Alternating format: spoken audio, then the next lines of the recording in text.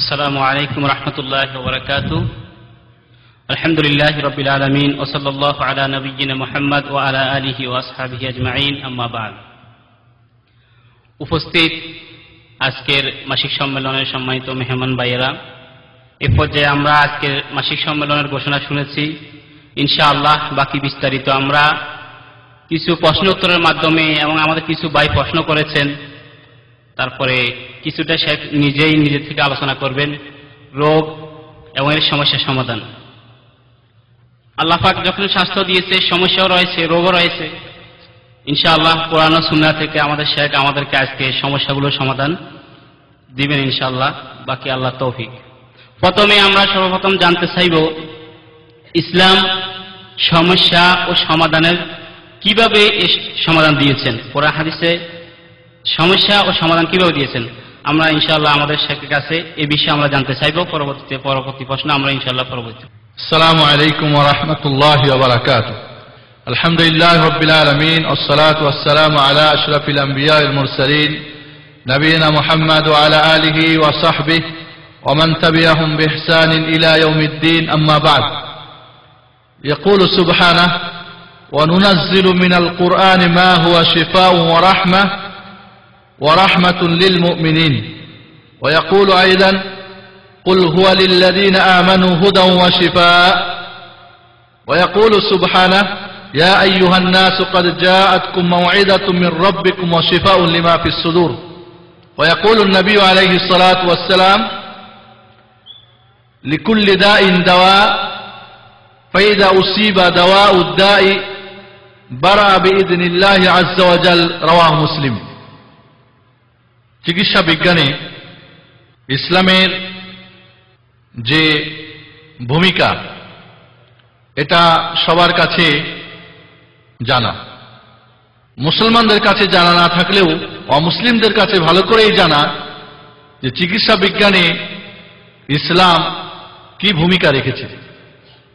আল্লাহ রাব্বুল আলামিন মানুষকে সৃষ্টি করেছেন, বিভিন্ন সমস্যা তাদের জীবনে রয়েছে, মানসিক, শারীরিক, অর্থনৈতিক, সামাজিক, রাজনৈতিক বিভিন্ন ধরনের সমস্যা রয়েছে। সমস্যার ঊর্ধ্বে কেউ নেই।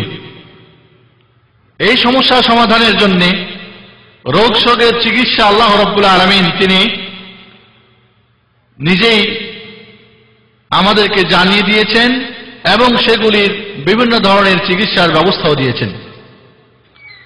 মহাগ্রন্থ আল কোরআন সম্পর্কে আল্লাহ রাব্বুল আলামিন বলেন ওয়া নুনাজ্জিলু মিনাল কুরআনি মা হুয়া শিফাa'un ওয়া রাহমাতুল লিল মুমিনিন।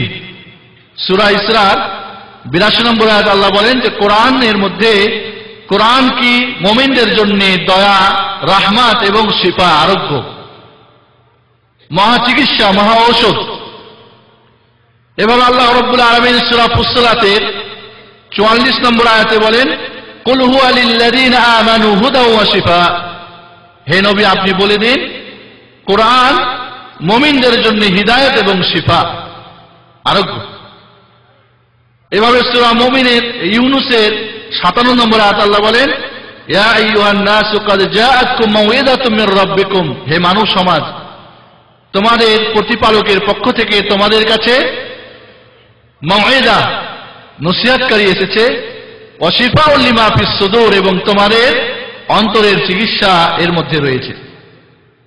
আল্লাহর নবী আলাইহিস সালাতু ওয়াস সালাম বলেন, মুসলিম শরীফের হাদিস, যে লিকুল্লি দাইন দাওয়া, প্রত্যেকটা রোগের চিকিৎসা রয়েছে। ফাইদা উসিবা দাওয়াউদ দা, অতএব যখন রোগের আসল চিকিৎসা করা হয়, বারা বিইذনিল্লাহ, আল্লাহ রাব্বুল আলামিনের ইচ্ছায় সেই রোগ ভালো হয়ে যায়। মুসলিম শরীফের হাদিস। এভাবে অন্য হাদিসে আল্লাহ নবী বলেন যে মা আনজালাল্লাহু দাআন ইল্লা ওয়াকাদ আনজালা লাহু দাওয়া, এমন কোন রোগ নেই যার চিকিৎসা আল্লাহ দেন নাই। মানে যখনই কোন রোগ আসে তার সঙ্গে তার চিকিৎসাও আল্লাহ রাব্বুল আলামিন পাঠান। আলিমাহু মান আলিম, যারা এই রোগের চিকিৎসা জানতে পারে চিকিৎসা করে। ওমান জাহিলাহু মান জাহিল ওয়া জাহিলাহু মান জাহিল, আর যারা এটা জানতে পারে না তারা অজানার মধ্যেই থেকে যায়। তাহলে এ দ্বারা আমরা বুঝতে পারলাম যে রোগের বা যে কোনো সমস্যার সমাধান বা চিকিৎসা ইসলাম আমাদেরকে দান করেছে এবং এর বিস্তারিত সবকিছুই কোরআন হাদিসের মধ্যে রয়েছে। এমনকি ইসলামের প্রথম যুগে আমরা যদি দেখি ইবনে সিনার কথা, রাজির কথা, বড় বড় চিকিৎসাবিদ, ইসলামের শুরুর যারা বা প্রথম যুগে পরবর্তী যুগে ইসলামের বড় বড় চিকিৎসাবিদরা চিকিৎসার বিভিন্ন ধরনের ফর্মুলা, বিভিন্ন ধরনের থিওরি, বিভিন্ন ধরনের নীতিমালা যেরকম কোরআন দিয়েছে, রাসূলুল্লাহ সাল্লাল্লাহু আলাইহি ওয়াসাল্লাম দিয়েছে, সাহাবায়ে কেরাম থেকে আমরা পেয়েছি, পরবর্তীতে এটার বিস্তারিত লিখিত এবং পঠিত এবং বাস্তবে এর চিকিৎসাও হয়েছে। এজন্যে চিকিৎসা বিজ্ঞানের মূল ধারক ও বাহক ইসলাম ও মুসলমানরা, যদিও আজ এটা অমুসলিমরা বর্তমান যুগে মুসলমানদের উপরে তাদের প্রাধান্য বিস্তার লাভ করতে পেরেছে, তবে ইসলামের নিয়েই তারা করেছে। এর শুরু মুসলমান এবং ইসলাম ও মুসলমানই দান করেছে। ধন্যবাদ। আলহামদুলিল্লাহ, আল্লাহ পাক রব্বুল আলামিন রোগ দিয়েছেন এবং এর সমাধানও দিয়েছেন, আমরা কত সুন্দরভাবে জানতে পেরেছি। এখন আমি আজকে সম্মানিত আলোচকের কাছে জানতে চাইব, রোগ কত প্রকার, রোগ কত প্রকার এবং কি কি? মানুষ এর কিছু সমস্যা রয়েছে যেটা বাহ্যিক, শারীরিক, যেটাকে আমরা বলি শরীরের সঙ্গে সমস্যা, কানের সমস্যা, চোখের সমস্যা, নাকের সমস্যা, পেটের সমস্যা। যেই সমস্যাটা আমরা দেখতে পাই, অনুভব করা যায়, ব্লাড পরীক্ষা করে, ইউরিন টেস্ট করে, এক্সরে করে, বিভিন্ন ধরনের আজ বর্তমান আধুনিক যুগের মেশিনপত্র দিয়ে আমরা এটাকে বুঝতে পারি এর রোগ, এর তাপমাত্রা কত, এর বাহ্যিক সমস্যাগুলি কি। এগুলি একটা হলো যেটা শারীরিক রোগ। আর একটা রোগ হলো যেটা দেখা যায় না, যেটা দিলের রোগ, মনের রোগ। সেটা কুফরি হতে পারে, শিরিক হতে পারে, সেটা টেনশন হতে পারে, সেটা মানবিক রোগ হতে পারে, রুহানি রোগ হতে পারে। তাহলে মানুষের রোগ দুই প্রকার। এই দুই রোগের চিকিৎসা সমস্যা আল্লাহ রাব্বুল আলামিন, তাহলে যেই রোগগুলি মানুষের অন্তরের সঙ্গে সম্পৃক্ত, এটা আবার দুই প্রকার। একটা হলো কি আমরাদুশ শুকুক ওয়াশ শুবহাত। তার আগে একটা কথা বলা উচিত আমাদের, যে শারীরিক রোগের চাইতে মানসিক এবং অন্তরের দিলের রোগটা বড় সমস্যা, যেটা দেখা যায় না, যেটা বোঝা যায় না, যেটা অনুভব করা যায় না, কিন্তু চরম ভিতরে সমস্যা। এই অন্তরের বা কলবের রোগটা দুই প্রকার। একটা হলো সন্দেহ, সংশয়, যেই রোগ সম্পর্কে আল্লাহ রাব্বুল আলামিন ইরশাদ করেন, ফি কুলুবিহিম মারাদুন ফাযাদাহুমুল্লাহু মারাদা। মুনাফিক যারা, তাদের রোগ সম্পর্কে আল্লাহ বলেন যে তাদের অন্তরের মধ্যে রোগ রয়েছে, ব্যাধি রয়েছে, এই ব্যাধি আল্লাহ আরো বাড়িয়ে দিলেন। তাহলে অন্তরের রোগ একটা হলো সন্দেহ, সংশয়, ইসলাম সম্পর্কে, দ্বীন সম্পর্কে, আল্লাহ সম্পর্কে, রাসূল সম্পর্কে, জান্নাত জাহান্নাম সম্পর্কে, আখিরাত সম্পর্কে বিভিন্ন ধরনের সন্দেহ, সংশয়। এটা মারাত্মক রোগ, এই রোগের চিকিৎসা বড় কঠিন। আর একটা অন্তরের রোগ হলো, সেটা হলো কি শাহওয়াতের, শাহওয়াত, মানুষের ক্ষতিগ্রস্তি, মানুষের প্রবৃত্তির অনুসরণ, মনে যা বলে তাই করে, আল্লাহ কি বলেছে, রাসূল কি বলেছেন সেটা দেখে না। এটাও কিন্তু মারাত্মক রোগ। এই রোগ সম্পর্কে আল্লাহ বলেন, ইয়া নিসাআন নবী লাস্তুন্না কাহাদিম মিনান নিসা ইন ইত্তাকাইতুন্না ফালা তাখযা'না বিল কওল ফায়াতমা'আল্লাযী ফি কলবিহি মারাদ। সূরা আহজাবের 32 নম্বর আয়াত আল্লাহ বলেন যে, হে নবী ধর্মিণীরা, কথা বলার সময় এমন নরম করে কথা বলবে না, যেই কথা শুনে যাদের অন্তরে রোগ রয়েছে। কিসের রোগ? শাহওয়াতের রোগ, প্রবৃত্তির রোগ। ওই মহিলার কমলীয় বা নমনীয় শব্দ শুনে তার অন্তরের মধ্যে কি উদ্রেক দেয়, অন্য কিছু, জেনার কথা ভাবে, অন্য কথা ভাবতে পারে। এই জন্যে এর দ্বারা প্রমাণিত হলো যে মানুষের রোগ দুই প্রকার, একটা শারীরিক, একটা হলো অন্তরের। অন্তরের রোগটা দুই প্রকার, একটা সন্দেহ, সংশয়, আর একটা হলো কি যেটা প্রবৃত্তির বা যেটা শাহওয়াতের রোগ। ধন্যবাদ। এখানে একটা কথা আমাদের জানা উচিত যে শারীরিক চিকিৎসা ডাক্তাররা করতে পারেন, কিন্তু মনের রোগের চিকিৎসা, যেটা অন্তরের চিকিৎসা, এই চিকিৎসা কিন্তু নবী রাসূলগণ ছাড়া বা এই রোগের চিকিৎসা কোরআন হাদিস ছাড়া বাইরের কোনো ডাক্তার যত বড়ই পণ্ডিত হোক না কেন তার এই চিকিৎসা নেই। কারণ শিরকের চিকিৎসা, কুফরের চিকিৎসা, শাহওয়াতের চিকিৎসা, মনোবৃত্তির চিকিৎসা, একজনের মধ্যে সন্দেহ রয়েছে, সংশয় রয়েছে, এই ধরনের চিকিৎসা আল্লাহ রাব্বুল আলামিনের নবী রাসূলগণ এবং এই নবী রাসূলের রেখে যাওয়া আমানত কোরআন হাদিসের যারা পণ্ডিত এরাই শুরু করতে পারেন। এই দিলের রোগ কোন ডাক্তার বা আমাদের শারীরিক চিকিৎসা যে ডাক্তাররা করেন সেটা করা সম্ভব নয়। তাহলে এই মনের চিকিৎসা একমাত্র নবী রাসূলদের দ্বারাই সম্ভব, একমাত্র কোরআন হাদিস দিয়ে সম্ভব, অন্যভাবে মোটেই সম্ভব নয়। এখন আমরা জানতে চাইব, একজন ব্যক্তি রোগাক্রান্ত হয়ে গেছে, ওই রোগাক্রান্ত ব্যক্তির আন্তরিক চিকিৎসাটা কিভাবে হবে? প্রথমত আল্লাহ রাব্বুল আলামিনের প্রতি ঈমান আনতে হবে। কারণ ঈমান ছাড়া, যাদের ঈমান দুর্বল তারাই দিন সম্পর্কে বিভিন্ন ধরনের বা আল্লাহ বা নবী বা কোরআন বা হাদিস সম্পর্কে তাদের সংশয় জাগে। যাদের ঈমান দুর্বল তারাই ব্যভিচারের কথা, চুরির কথা, ডাকাতির কথা, হয়রানির কথা, প্রতারণের কথা, অন্যের প্রতি জুলুম অত্যাচারের কথা ভাবতে পারে। এই জন্যে প্রথম আমাদের করতে হবে কি, যাদের অন্তরের রোগ রয়েছে তাদের ঈমান দুর্বল রয়েছে, ঈমানকে মজবুত করতে হবে। আর ঈমান মজবুত হয় ভালো কাজের মাধ্যমে, কোরআন তেলাওয়াতের মাধ্যমে, নামাজের মাধ্যমে, হজের মাধ্যমে, জিকির আজকারের মাধ্যমে, আল্লাহর ভয়ের মাধ্যমে, জান্নাতের আশা আকাঙ্ক্ষার মাধ্যমে, জাহান্নামের ভয়ের মাধ্যমে। এইভাবে ঈমান বাড়ে। ভালো আমলের মাধ্যমে যখন ঈমান বাড়তে থাকে তখনই ওই মানুষটা তার অন্তরের যে রোগগুলি এগুলি দূরীভূত হয়, তখন তার সন্দেহ চলে যায়, তখন তার ঈমান মজবুত হয়, তার ইলমে ইয়াকিন পয়দা হয় এবং তখন সে ভালো কাজের দিকে অগ্রসর হয় এবং মন্দ কাজ থেকে বিরত থাকে। এজন্য আমরা যদি কাউরি অন্তরের রোগ থাকে তাকে এক আল্লাহর প্রতি ঈমান এনে রাসূলের ভালোবাসা দিয়ে, রাসূলের তরিকা দিয়ে আমাদেরকে যত ভালো ইবাদত সবগুলি করার চেষ্টা করতে হবে, আর যত নোংরা কাজ সেগুলি থেকে দূরে থাকার চেষ্টা করতে হবে।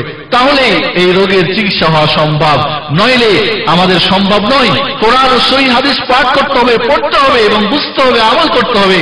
আপনি এই রোগের চিকিৎসা কোন তরিকতের মাধ্যমে, কোন মারিফতের মাধ্যমে, বাতিনি গ্রুপের মাধ্যমে, ওই সমস্ত পীরদের খানকায় গিয়ে এর চিকিৎসা হওয়া মোটেই সম্ভব নয়। বরং আপনাকে আরো রোগাক্রান্ত করে দিবে শিরক দিয়ে, কুফর দিয়ে, বিদআত দিয়ে, কুসংস্কার দিয়ে, আপনার বিভিন্ন গাল গল্প দিয়ে, মিথ্যা কিস্সা কাহিনী দিয়ে আপনার ঈমানকে আরো নষ্ট করে দেবে। বাহ্যিক আপনার টুপি বড় হবে, পাগড়ি বড় হবে, দাড়ি বড় হবে, কিন্তু ঈমান দিয়ে আল্লাহর কোনো ইবাদত কবুল হবে না। যার ফলে দেখা যাবে যে ওই লোকটি বিদআত শিরকে ডুবে থাকবে, তার কখনোই ওই রোগের চিকিৎসা হবে না। এজন্য আমরা সত্যি যদি রোগের অন্তররোগের চিকিৎসা চাই তাহলে এর চিকিৎসা রয়েছে কোরআনে হাদিসে, এর চিকিৎসা রয়েছে ঈমানে, এর চিকিৎসা রয়েছে মুনাফিকি, শিরক এবং কুফরিকে দূর করার মাধ্যমে। ধন্যবাদ। জাযাকাল্লাহ খায়ের। আমাদের শেখের কাছে আমাদের এবারের প্রশ্ন, চিকিৎসার মূল পদ্ধতি কি কি? মানুষের রোগ তিনটি কারণে হয়, খেয়াল করেন ভালো করে। মূল রোগের কারণ তিনটি। এক নম্বর হলো স্বাস্থ্য পরিচর্যা না করা, স্বাস্থ্যের প্রতি খেয়াল না রাখা। এই জন্য ইসলাম স্বাস্থ্যের প্রতি খেয়ালের জন্য আমাদেরকে নির্দেশ করেছেন। যেমন দেখেন, রমজান মাসে যদি কেউ সফর করে, সফর অবস্থায় রোজাটাকে ভেঙে দিতে হবে। কেন? কারণ নড়াচড়া, চলাফেরা, খাওয়া দাওয়ার সমস্যা, থাকার সমস্যা, অতিরিক্ত আপনি ক্ষুধার্ত থাকলে কি হবে? আপনার রোগ, আপনার শারীরিক কি আসবে? দুর্বলতা আসবে, আর দুর্বলতা আসলে আপনাকে রোগ আক্রান্ত করবে। এই জন্যে আপনার জন্য কি সফর অবস্থায় রোজা ভেঙে দেওয়া জায়েজ করে দেওয়া হয়েছে। একজন মার পেটে বাচ্চা আছে বা বাচ্চা দুধ খাচ্ছে, এই অবস্থায় তার বাচ্চার সমস্যা হবে দুধ কমে গেলে, বা নিজে না খেয়ে থাকলে এই অবস্থায়। কারণ যখন বাচ্চা দুধ খায় তখন নিজের শরীরও খায় এবং বাচ্চাও খায়। একটা শরীর থেকে দুইজন কি করে? তার খাদ্য টেনে নেয়। এই ফলে কি করা হয়েছে, তাকে রোজা ভেঙে দিতে বলা হয়েছে, পরবর্তীতে কাজা করবে। তাহলে মূলত রোগের মূল প্রথম কারণ হচ্ছে কি, স্বাস্থ্যের উপরে যত্ন না নেওয়া। তাহলে ইসলাম স্বাস্থ্যের জন্য দুর্বলতা না আসে, সমস্যা না আসে, এই জন্য কি বলেছে, এরকে হেফাজত করতে বলেছে। 2 নম্বরে যে রোগের কারণটা হয় সেটা হলো কি, যে সমস্ত খারাপ জিনিস শরীরের মধ্যে রয়েছে এটাকে যদি চেপে রাখা হয় তাহলে রোগ হয়। পেশাবের চাপ এসেছে, বের করতে হবে। পায়খানার চাপ এসেছে, বের করতে হবে। ঠিক আছে, মূলত 10টি জিনিস মানুষের শরীরের ক্ষতিকারক, যদি সেটাকে বন্ধ করে রাখা হয়। কয়টা জিনিস? 10টা। 1 নম্বরে হলো পচা রক্ত। এই রক্তকে বের করে দেওয়ার জন্য শিং লাগাতে বলা হয়েছে, এবং সবচাইতে উন্নত মানের চিকিৎসা শিঙা লাগা, বোঝেন তো আপনারা?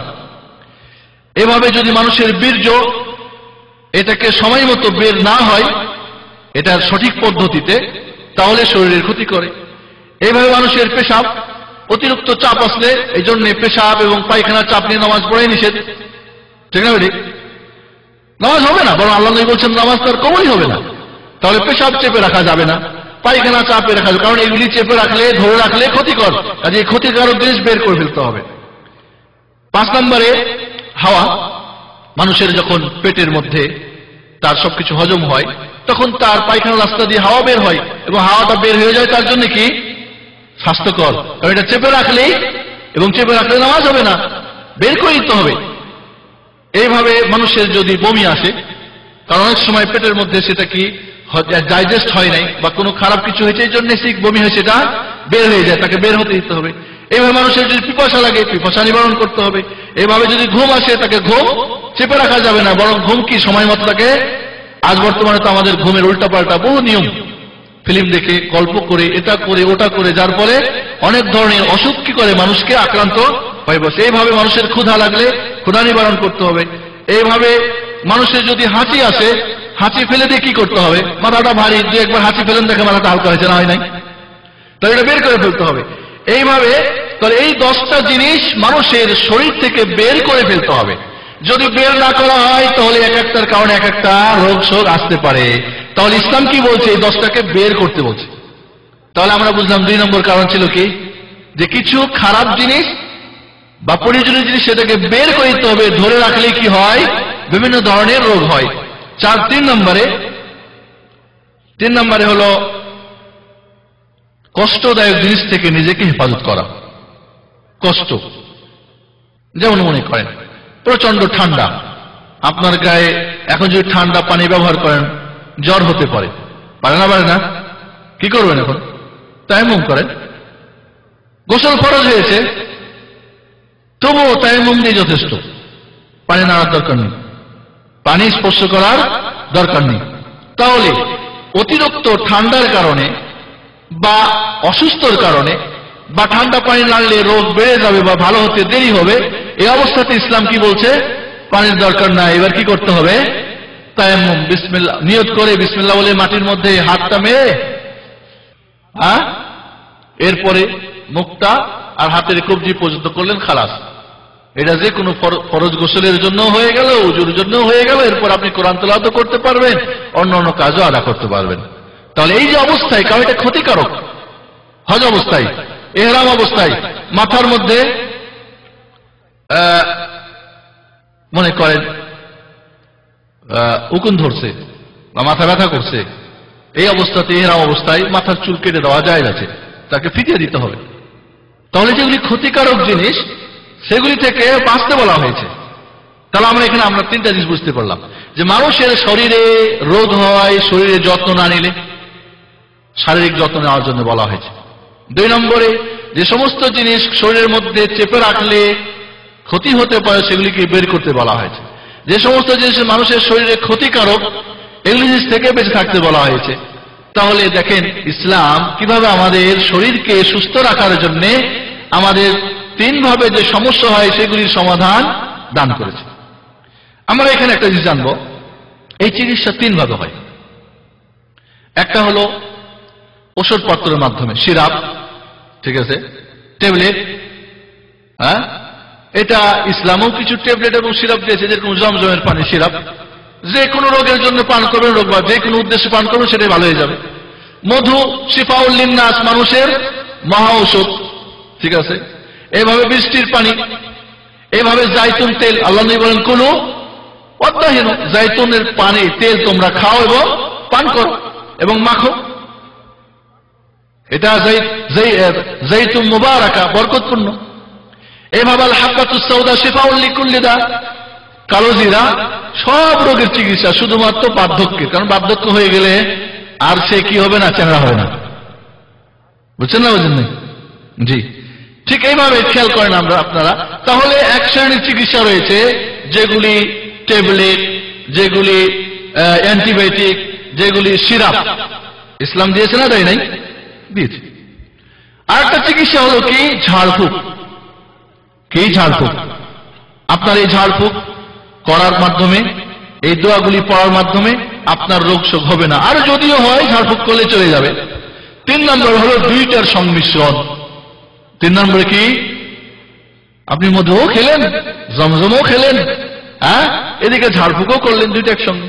তাহলে ইসলাম আপনার 3টা যে মূল কারণ রোগের, সেই 3টা কারণের ব্যাপারে আমাদেরকে দিক নির্দেশনা দান করেছে, এবং 3টা যে চিকিৎসার পদ্ধতি রয়েছে, হয় ট্যাবলেট দিয়ে, সিরাপ দিয়ে, অ্যান্টিবায়োটিক, হ্যাঁ, এটার সঙ্গে ডাক্তাররাও শরীক, এখানে ডাক্তার সাহেবরাও শরীক, বিভিন্ন থেকে নিয়ে জড়িবড়ি বিভিন্ন জিনিসকে রিফাইনিং করে, ট্যাবলেট করে, ক্যাপসুল করে, সিরাপ করে, বিভিন্ন ধরনের চিকিৎসা এখানেও তারা শরীক রয়েছে। কিন্তু ঝাড়ফুঁকে শুধুমাত্র কে? কোরআন ও হাদিস। আর দুইটার সমন্বয়ে ডাক্তারও আপনি চিকিৎসা নিতে পারেন, ঝাড়ফুঁকও করতে পারেন, এগুলি আপনার ওইখানে বিভিন্ন যে চিকিৎসা সেগুলিকে ব্যবহার করতে পারেন। তাহলে আমরা চমৎকার জানতে পারলাম যে রোগের কিভাবে ইসলাম আমাদেরকে সুন্দর পথ নির্দেশনা আমাদের দিয়েছেন। ধন্যবাদ। এবার আমাদের প্রশ্ন, একজন মানুষ রোগে বা বিভিন্নভাবে অভাবে বিপদগ্রস্ত হয়, এই বিপদগ্রস্ততা কি আল্লাহর পছন্দনীয় না অপছন্দনীয় লক্ষণ? এবং একই সাথে আরেকটা প্রশ্ন করবো, তাহলে এই বিপদগ্রস্ত ব্যক্তির করণীয় কি? আমাদের রোগ শোক হয়, ঠিক না? আমরা অনেক সময় ভাবি একটা লোক যদি বিপদগ্রস্ত হয়, এই লোকটা বুঝি বহুত পাপী, কি বলেন? না, বরং হাদিসে এসেছে আল্লাহ রাব্বুল আলামিন যাকে ভালোবাসেন তাকেই রোগ দেন। সুবহানাল্লাহ, ঠিক আছে। আইয়ুব আলাইহিস সালাতু ওয়াস সালাম 18 বছর ধরে পোকায় কাটতেছিল। তার স্ত্রী রাহমা বা রাহিমা গ্রামে ভিক্ষা করে করে স্বামীকে খাওয়াতেন, মানে গ্রামের লোক তার গায়ের গন্ধের কারণে জঙ্গলে ফেলে দিয়ে আসে। তার অনেক ধন সম্পদ ছিল, ছেলে মেয়ে ছিল, সব হালাক করে দিয়েছেন আল্লাহ তাকে পরীক্ষা করার জন্য, ঠিক আছে। তাহলে রোগ পরীক্ষার জন্য হয়, রোগ শোক কি জন্য হয়? বিপদ আপদ, রোগ বালা মুসিবত পরীক্ষার জন্য হয়, এবং যার যত ঈমান মজবুত হবে তার মুসিবত তত বড় হবে। চিন্তা করছেন? আল্লাহ নবী বলে ইন্না আশাদ্দান নাস বালাআন আল আম্বিয়া, মানুষের মধ্যে সবচাইতে বড় বিপদগ্রস্ত কারা? নবী রাসূলগণ। সুবহানাল্লাহ। সুম্মা সালিহুন, এরপরে যে যত বেশি নেককার হবে, সুম্মাল আমসালু ফাল আমসাল, তারপরে যে যত যার ঈমান মজবুত তার তত বিপদ বেশি বড় হবে। সুবহানাল্লাহ। তাহলে আমরা কোন একজন সুস্থ মানুষ আমরা যেন না মনে করি যে সুস্থতা আল্লাহ তাকে পছন্দ করেন তার আলামত, বরং অপছন্দেরও আলামত হতে পারে। আবার একজন মানুষ বিপদগ্রস্ত বা রোগ শোকে জর্জরিত, এটা আল্লাহ তাকে অপছন্দ করেন তার আলামত নয়, বরং কি তাকে ভালোবাসনেরই আলামত। তবে আল্লাহ রাব্বুল আলামিন অনেক সময় মানুষকে তার কুপথ থেকে, খারাপ পথ থেকে ফিরিয়ে নিয়ে আসার জন্য কি করেন? ছোটখাটো বালা মুসিবত, রোগ শোক দেন। ওলা নুযিকান্নাহুম মিনাল আযাবিল আদনা দুনাল আযাবিল আকবার লাআল্লাহুম ইয়ারজিউন। আল্লাহ রাব্বুল আলামিন ছোট ছোট বিপদ আপদ দেন, রোগ শোক দেন, বালা মুসিবত দেন, বিমার দেন, যাতে করে মানুষ বড় না, যাতে করে ফিরে আসে কোথায়? আল্লাহর পথে। তাহলে রোগ শোক হওয়া, বালা মুসিবত আসা ঈমান বাড়ার কারণ, আল্লাহর মহব্বতের কারণ। এর বিপদ মানুষকে বিপদগামী থেকে সুপথে, কুপথ থেকে সুপথে নিয়ে আসার কারণ, এবং আল্লাহর ভালোবাসার কারণ। কাজেই আমরা যেন কেউ না মনে করি যে যখন কারোর রোগ শোক হয়েছে যে আল্লাহ আমাকে ভালোবাসে না। অনেকে বলে আল্লাহ আর কাউকে দেখে না, আমারই সব বিপদ, আমারই সব রোগগুলি, আমার বাড়িরই সব, আমার ছেলে মেয়েরই সব। লা, এমন কথা বলা যাবে না, গুনার কাজ হবে। কেউ যদি তার বালা মুসিবতকে, তার বিপদ আপদকে সেটাতে সন্তুষ্ট না হয়, সবর না করে, ধৈর্য ধারণ না করে, তো ফায়দা আছে কোনো? আল্লাহর কোনো ক্ষতি করতে পারবে? রোগ ভাব দূর করতে পারবে চিল্লাচিল্লি করে, ডাক্তারকে গালি দিয়ে, আল্লাহর ভালো মন্দ বলে, নিজের কপালে দোষিয়ে? কোনো ফায়দা নেই। তাহলে আপনি ধৈর্য ধারণ করেন, তাহলে ধৈর্য, ইন্নাল্লাহ মা'আস সাবিরিন, আল্লাহ ধৈর্যশীলদের সঙ্গে।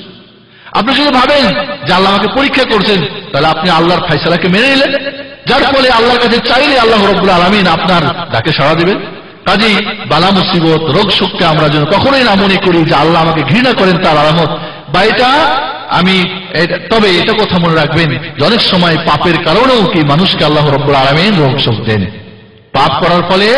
কারণ এখন দেখেন পৃথিবীতে বড় বড় পাপগুলি, বিভিন্ন পাপের বড় বড় রোগগুলি পাপের জন্য, ঠিক না? আর এইডসের মতো যে রোগ বা এর জীবাণু, এটা কি জন্যে? এটা অন্যায়, এটা ব্যভিচারের জন্য, জেনার জন্য, সমকামিতা।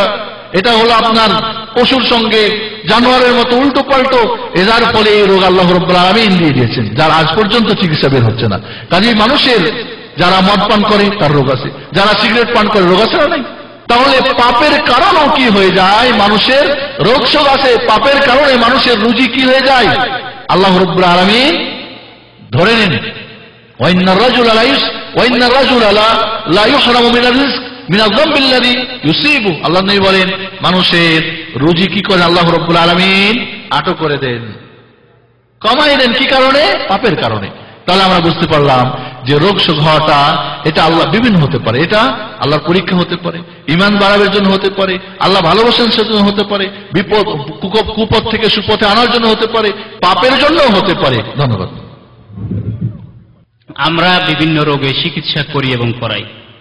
এই চিকিৎসা করাটা কি আল্লাহর প্রতি তাওয়াক্কুল বা আল্লাহর প্রতি ভরসার পরিপন্থী কিনা, সেটা আমাদেরকে বলুন।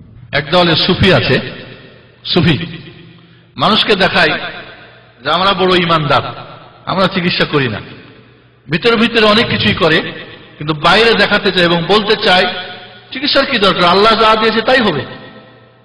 তাহলে একজন মানুষ তার বিপদ থেকে বাঁচার জন্য, একজন মানুষ তার রোগ শোক থেকে, বিমার থেকে এর আরোগ্যের জন্য ডাক্তারের কাছে যদি যায়, চিকিৎসাপত্র নেয়, বা বিভিন্ন জাত এখন বিজ্ঞান, চিকিৎসা বিজ্ঞানে অনেক এগিয়ে গেছে, এগুলির যদি সে মানে কি বলে শরণাপন্ন হয়, এটা কি তাওয়াক্কুলের বা আল্লাহর প্রতি ভরসার বা আল্লাহর ফয়সালার বিপরীত কিছু? না। কারণ আল্লাহ নবী আলাইহিস সালাতু ওয়াস সালাম, কারণ আল্লাহ আমাদের চিকিৎসা করতে বলছেন, পুরো কোরআনকে আমাদের জন্য চিকিৎসা হিসেবে আল্লাহ পাঠিয়েছেন।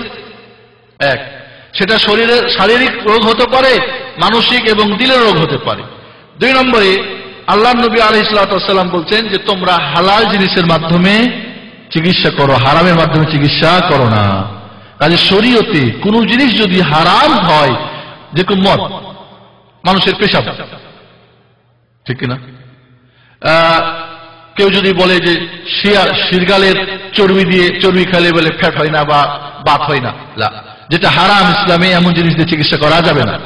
তাবিজ হারাম, এর দ্বারা চিকিৎসা করা যাবে না। তাহলে আল্লাহর নবী আলাইহিস সালাম তাদাউ বিল হালাল ওয়া লা তাদাউ বিল হারাম, হালাল জিনিস দিয়ে তোমরা চিকিৎসা করো, হারাম দিয়ে চিকিৎসা করো না। তাহলে চিকিৎসা করতে বলছেন আমাদেরকে। আল্লাহর নবী আলাইহিস সালাতু ওয়াস সালাম বলেন, লাম ইউনজিলিল্লাহু দান ইল্লা ওয়া কাদ আনজালা লাহু শিফা। আল্লাহ এমন কোন রোগ পাঠান নাই যার সঙ্গে তার চিকিৎসা পাঠান নাই। তাহলে চিকিৎসা করা তাওয়াক্কুল বা আল্লাহর প্রতি ভরসার কি পরিপন্থী নয়, বরং এটাও ভাগ্য। এজন্য আল্লাহর নবী আলাইহিস সালাতু ওয়াস সালামকে একজন যখন জিজ্ঞেস করেন, ইয়া রাসূলুল্লাহ আরাইতা রুকান নাস্তারকিহা ওয়া দাওয়াআন নাতাদাওয়ি বিহা ওয়া তুকাতান নাত্তাকি বিহা হাল তুরাদ্দু মিন কদারিল্লাহি শাইআ।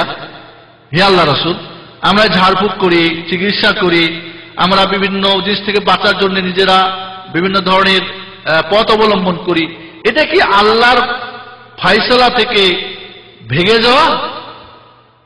আল্লাহ নবী বললেন, ফাকালা হিয়া মিন কদারিল্লাহ, বলে এটাও আল্লাহর ভাগ্য, এটাও আল্লাহ লিখে দেওয়া। কি তোমার রোগ হবে, তোমার বিপদ হবে, তোমার সমস্যা হবে, এরপরে তোমার চিকিৎসা, তোমার ঝাড়ফুঁক বা বিভিন্ন ধরনের পথ অবলম্বন করবা, ওটাও আল্লাহর ভাগ্য, ওটাও আল্লাহর পক্ষ থেকে কি লিখে দেওয়া।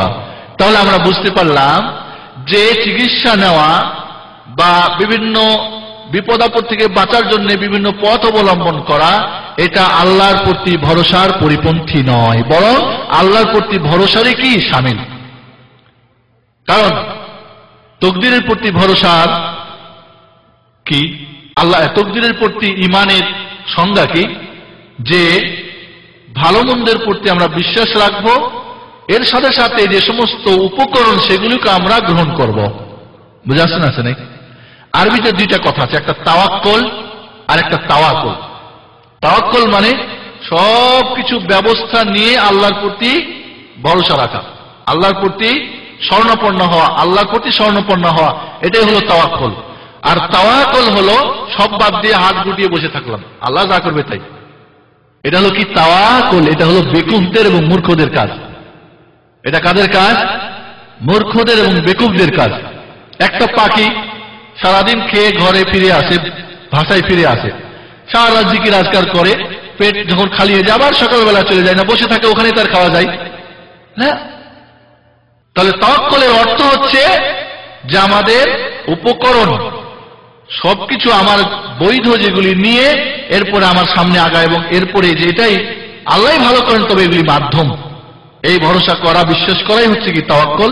অতএব চিকিৎসা নেওয়া তাওয়াক্কুলের পরিপন্থী নয়। তবে যারা ঝাড়ফুঁক করে নেয় না, তাদের কাছে ঝাড়ফুঁক চাই না, এবং কোন প্রকার কুলক্ষণ শুভলক্ষণ ভাবে না, পেঁচা ডাকছে তাই এটা হয়ে যায়, অমুকটা করলে এই হয়, অমুকের মুখ দেখলাম তার এ হতে পারে, এই ধরনের কোন প্রকার সুলক্ষণ কুলক্ষণ এগুলিকে মনে করে না, আল্লাহর উপরে তাওয়াক্কুল করে, এমন ৭৭,০০০ আল্লাহর নবী আলাইহিস সালাতু ওয়াস সালামের উম্মত বিনা হিসাবে জান্নাত যাবেন।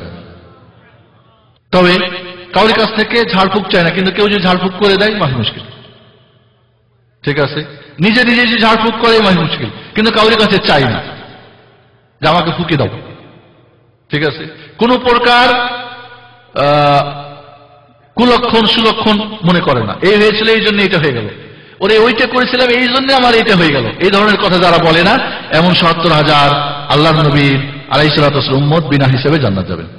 ছোঁয়াচে বা সংক্রামক বলে কিছু আছে কি? থাকলে এ থেকে বাঁচার উপায় কি?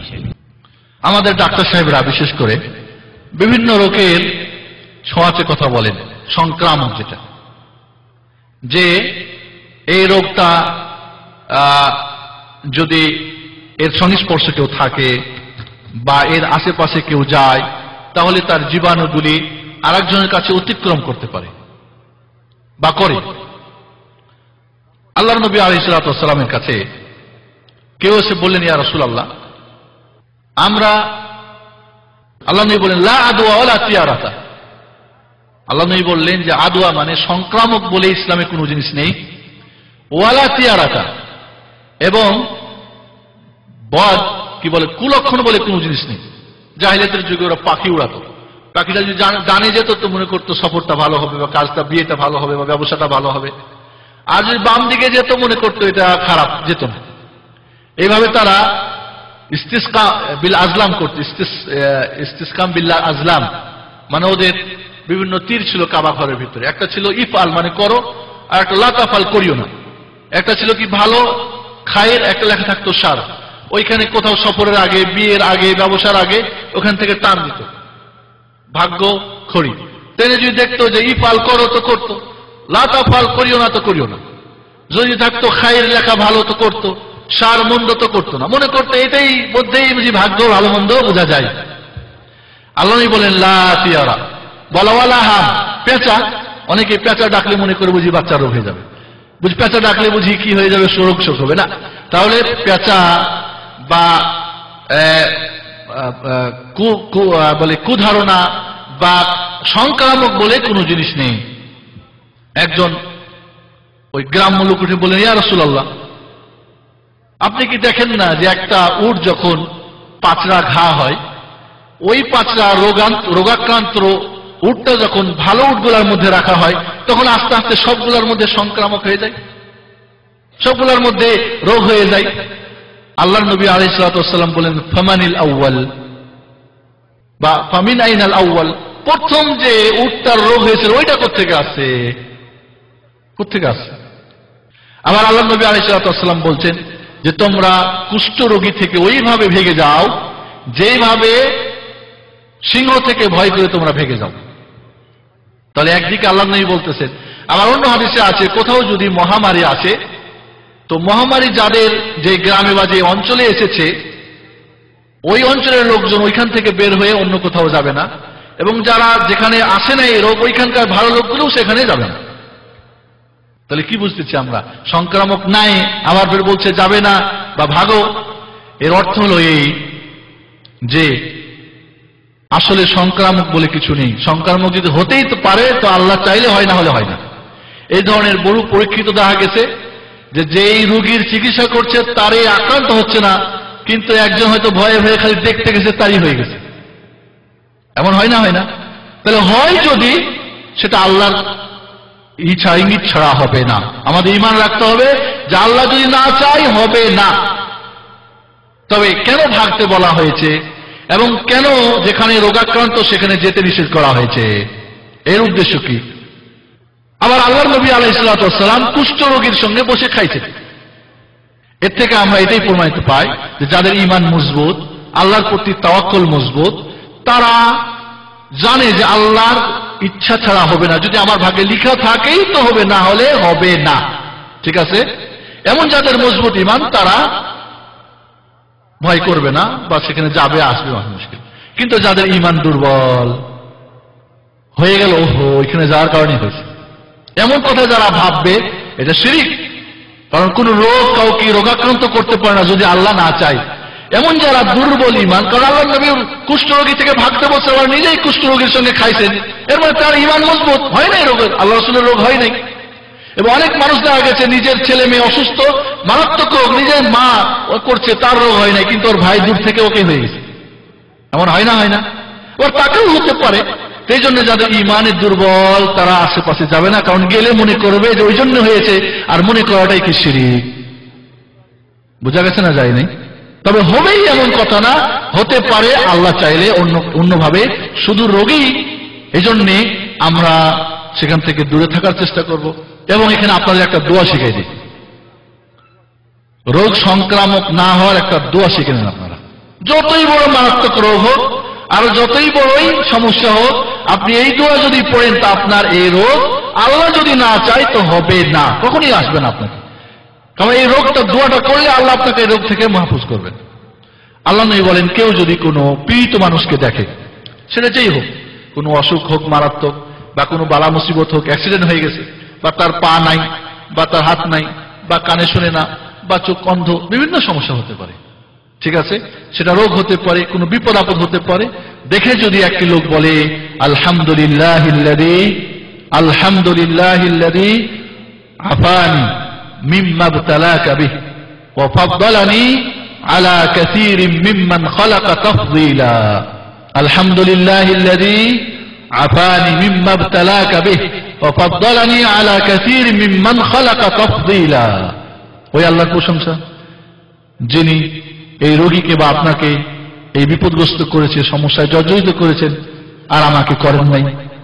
এবং বহু মানুষ থেকে আল্লাহ আমাকে সম্মান মর্যাদা দান করেছেন। আল্লাহ নবী বলেন, কেউ যদি কোনো বিপদগ্রস্ত রোগ শোক মানুষকে দেখে এই দোয়াটা পড়ে, ওই সমস্যাটা, ওই রোগটা, ওই বিপদটা তাকে স্পর্শ করবে না। সুবহানাল্লাহ। কাজে আমরা এই দোয়াটা যদি পড়ি, যখনই একজন অন্ধকে দেখলেন, একজন খোড়া মানুষকে দেখলেন, একটা অ্যাক্সিডেন্ট হয়ে গেল, বাড়িতে আগুন লেগে যাচ্ছে, একজনের দোকান জ্বলে যাচ্ছে, একজনের কফিল ধরে মারতেছে, আরেকজনের সমস্যা যে কোনো, বা একজনের পেটের সমস্যা, বা একজনের ক্যান্সার, একজনের যে কোনো রোগ, আপনি যদি এই দোয়াটা তাকে দেখে পড়েন, তাহলে আপনার এই বিপদ আপনাকে স্পর্শ করবে না। মহানবী মুহাম্মদ রাসূলুল্লাহ সাল্লাল্লাহু আলাইহি ওয়াসাল্লামের মাধ্যমে গ্যারান্টি। ধন্যবাদ। এই দোয়াটা ইনশাআল্লাহ একটা হিস্টুল মুসলিম বই আছে, বইটা আমরা প্রায় সময় ফ্রি বিতরণ করেছিলাম, এবং নিচে আছে সেন্টারে 2 রিয়াল করে পাবেন ইনশাআল্লাহ, ওখানে সব দোয়া আছে। আমাদের এবার একটা গুরুত্বপূর্ণ প্রশ্ন আমি মনে করি আমাদের আজকে দর্শকদের মাঝ থেকে, এবং শতকরা 90% যে রোগে আমরা ভুগি, 90% বেশি মানুষ যেটা এই সমস্যাটা আছে, তা হলো তাবিজ। তাবিজ দ্বারা আমরা চিকিৎসা নেই, অনেক অনেক বাচ্চা মহিলাদের অনেক তাবিজ দুলে। আমরা শেখের কাছে জানতে চাবো তাবিজ দ্বারা চিকিৎসার বিধান কি, এটা আমাদেরকে সবিস্তারে জানাবেন। আল্লাহ নবী আলাইহিস সালাতু ওয়াস সালাম বলেন, মান তাআল্লাকা তামিমাতান ফাকাদ আশরাক। যে ব্যক্তি তাবিজ কবজ বা এই সমস্ত এই ধরনের জিনিস ঝুলালো, সে আল্লাহর সঙ্গে শিরিক করলো। তাহলে আমরা মহানবী মুহাম্মদুর রাসূলুল্লাহ সাল্লাল্লাহু আলাইহি ওয়াসাল্লামের মাধ্যমে জানতে পারছি যে তাবিজ ব্যবহার করা শিরিক। এখানে আমরা তাবিজটাকে দুই ভাগে ভাগ করতে পারি। একটা হলো কোরআনের আয়াত এবং হাদিসের দোয়া দিয়ে, আর একটা হলো এছাড়া যত কিছু, কোরআনের আয়াতও না বা রাসূল সাল্লাল্লাহু আলাইহি ওয়াসাল্লামের কোনো দোয়া থেকেও না। যদি কোরআনের আয়াত এবং রাসূলের হাদিসের দোয়ার বহির্ভূত কোনো তাবিজ হয় তাহলে সেটা শিরক। এগুলি কি? শিরক। যদি কোরআনের আয়াত দিয়ে এবং হাদিসের দোয়া দিয়ে তাবিজ দেওয়া হয় তাহলে নাজায়েজ, হারাম। কি এটা? হারাম।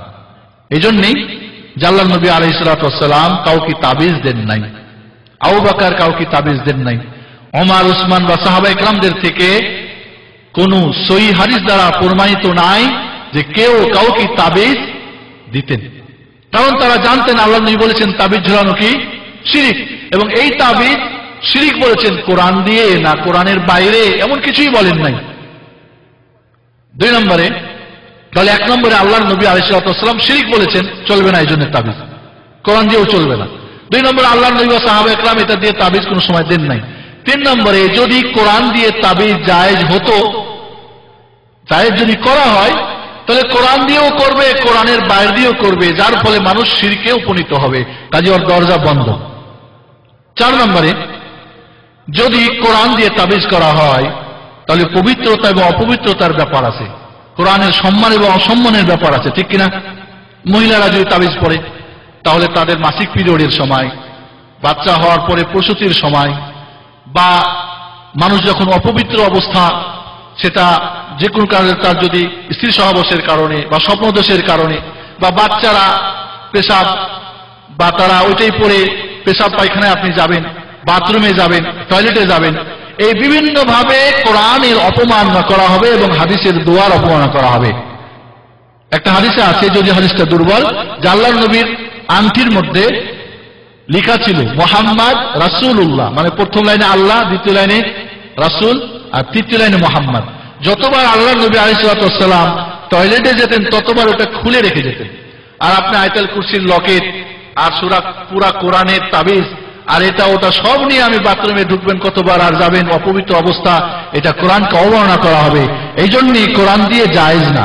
এখানে আরেকটা কথা আমাদের জানতে হবে, যদি মনে করে কেউ যে এই তাবিজ চিকিৎসার, যেরকম ঝাড়ফুঁক বা মধু খাওয়া বা জমজমের পানি পান করা বা কালো জিরা বা ইত্যাদি, বা ট্যাবলেট বা সিরাপ বা এগুলি যেরকম চিকিৎসা, এটাও একটা মাধ্যম চিকিৎসা, এমনটা যদি মনে করে তাহলে ছোট শিরিক। কিন্তু যদি মনে করে তাবিজই ভালো করে তাহলে কি? বড় শিরিক। কারণ ভালো করেন আল্লাহকে, আল্লাহ। আর একটা দিক থেকে বড় শিরিক হতে পারে যে তাবিজকে চিকিৎসার মাধ্যম হিসাবে কোরআন ও হাদিস বা আল্লাহ রাব্বুল আলামিন শরীয়ত সম্মত করেন নাই। চিকিৎসার একটা মাধ্যম সুসাব্যস্ত করলেন, শরীয়তের মাধ্যমে করলেন, তাহলে কি আপনি শরীয়ত বানালেন না? কি বলেন? আর যে শরীয়ত বানায় সে শিরিক করে। কি করে? এই দৃষ্টিভঙ্গি থেকেও এটা শিরিক, যে যেটা ইসলাম মাধ্যম হিসাবে স্বীকৃতি দেয় নাই, আপনি ওটাকে বানিয়ে ইসলামে প্রবেশ করে দিলেন, মানে আপনিও শরীয়ত চালু করলেন, আর এটা আল্লাহর কাজ, আপনার না। কাজে আপনি এই মনে করে যদি করেন যে এটাও শরীয়ত, তাহলে আপনি বড় শিরিক করলেন। তাহলে দুই দিক থেকে বড় শিরিক। যদি মনে করে যে না এটা শরীয়তে আছে, নাই, আপনি শরীয়ত বানালেন। আর যদি মনে করে এই তাবিজই ভালো করছে, আরে ওই তাবিজ দেওয়াতেই ভালো হয়ে গেছে, আর ওই তাবিজ পড়াতেই জিন পলাই গেছে, আর ওইটা করাইতেই অমুকটা হয়েছে, এমন যদি কেউ ধারণা করে তাহলে বড় শিরকে পরিগণিত হবে। ধন্যবাদ।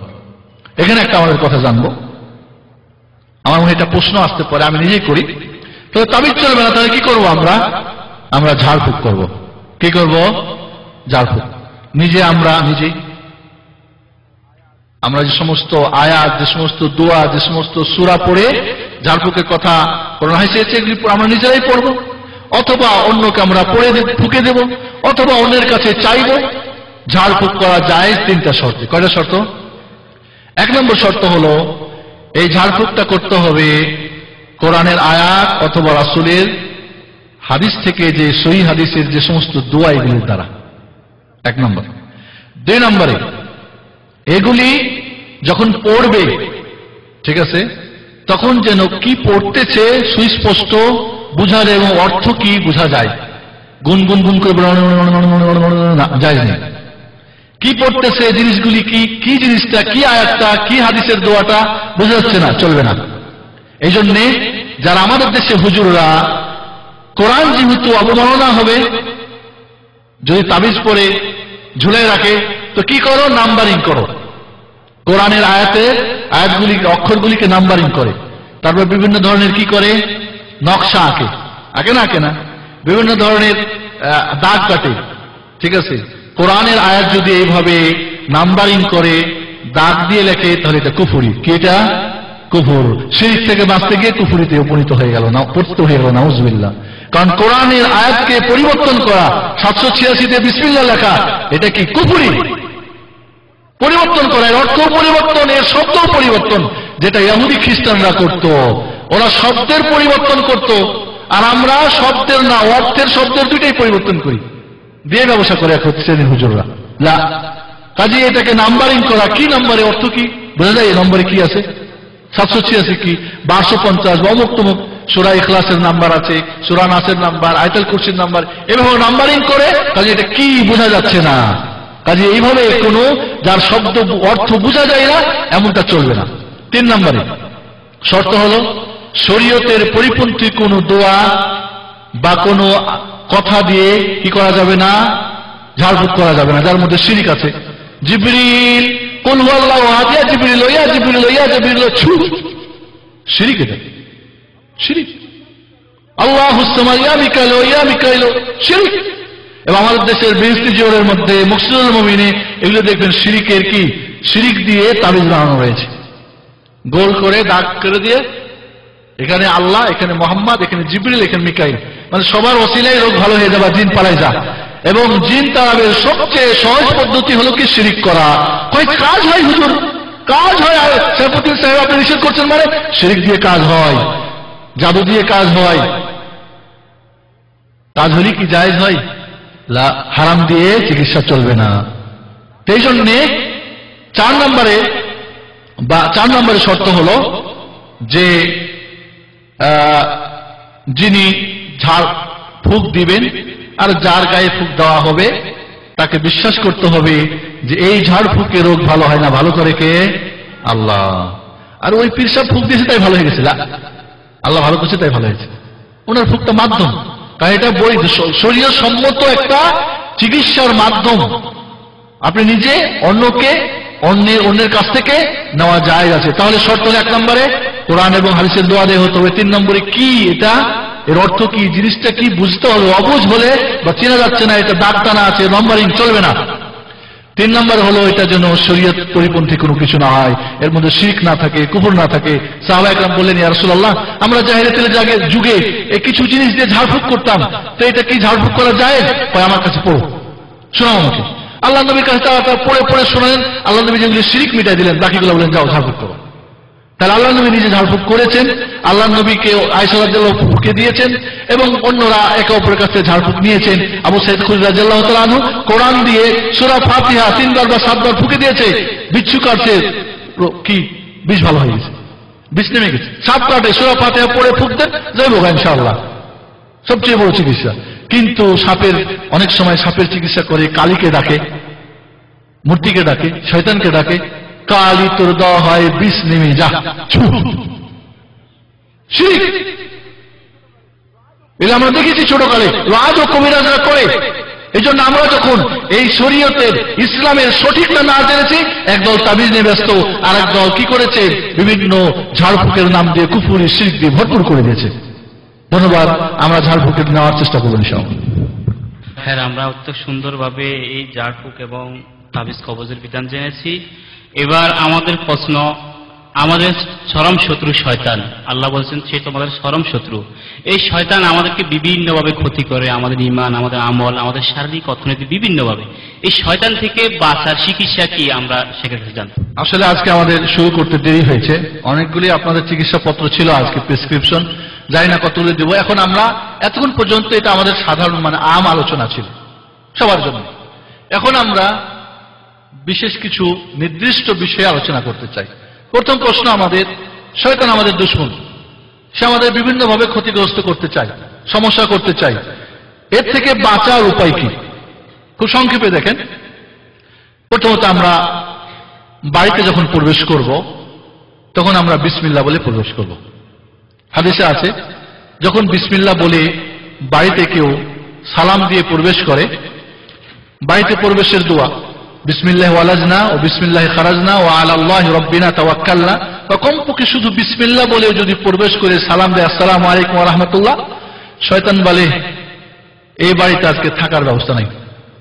এরপরে যখন খাওয়ার সময় বলে বিসমিল্লাহ, শয়তান বলে খাওয়ারও ব্যবস্থা নাই, ভাগো। কিন্তু যদি কেউ বাড়িতে প্রবেশের সময় বিসমিল্লাহ না বলে, শয়তান বলে আজকে থাকার ব্যবস্থা হলো।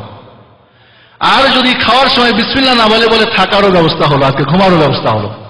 তাহলে যেই বাড়িতে শয়তান থাকবে ওই বাড়িতে স্বামী স্ত্রী, ছেলে মেয়ে, ভাইয়ে ভাইয়ে, আত্মীয় স্বজনে ঝগড়া ফাসাদ হবে না? হবে না। তার কাজই হলো কি? বিপদগ্রস্ত করা, সমস্যা ফেলা।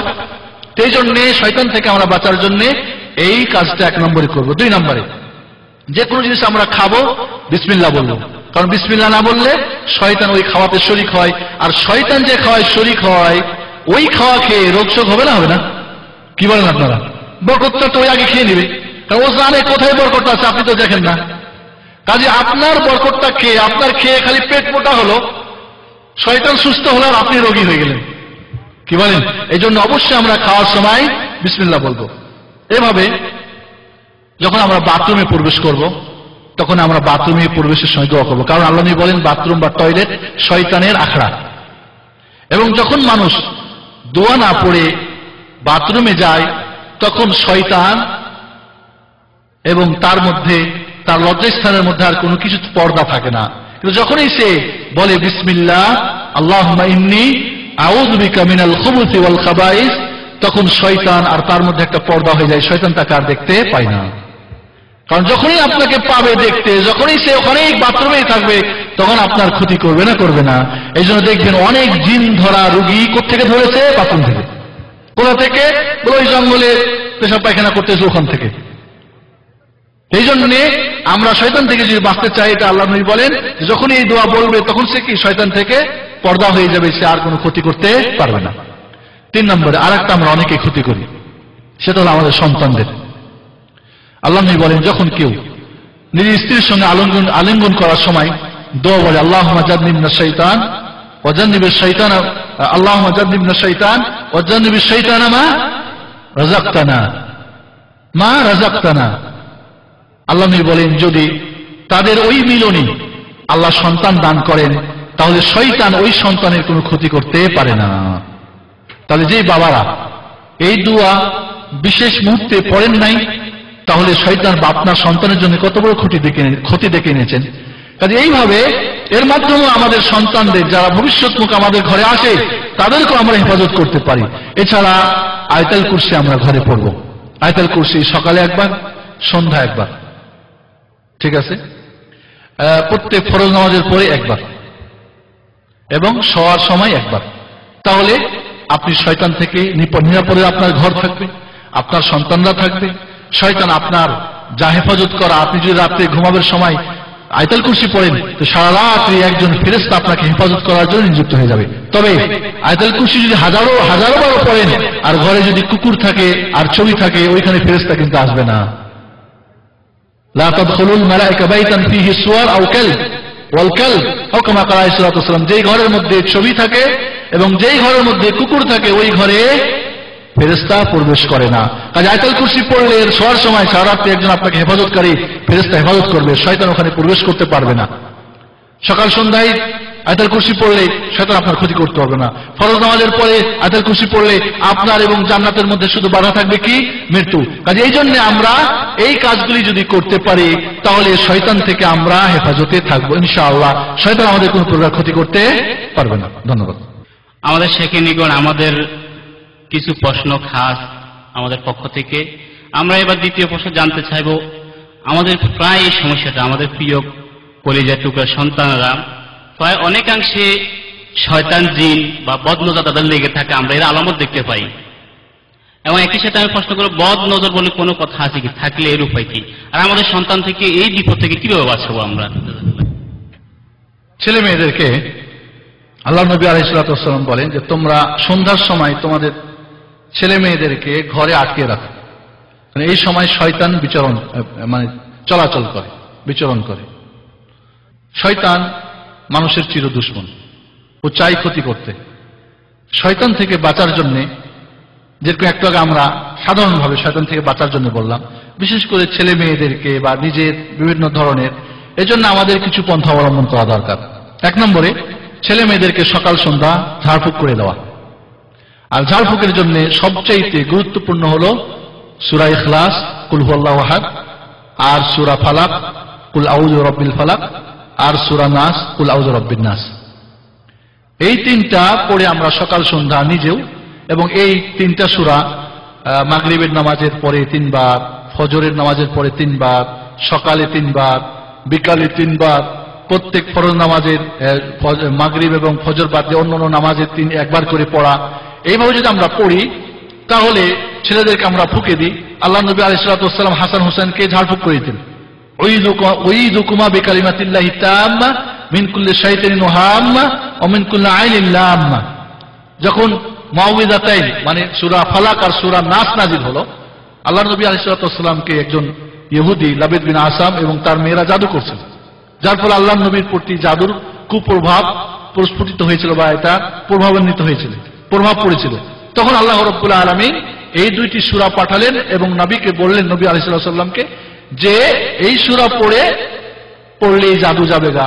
এবং ওই জাদু টোনা বিরেদি মারওয়ান, একটা জঙ্গলের মধ্যে একটা মানে বিধ্বস্ত খাড়া একটা কি ছিল কূপ, ওইখানে পাথর দিয়ে ঢেকে রাখছিল।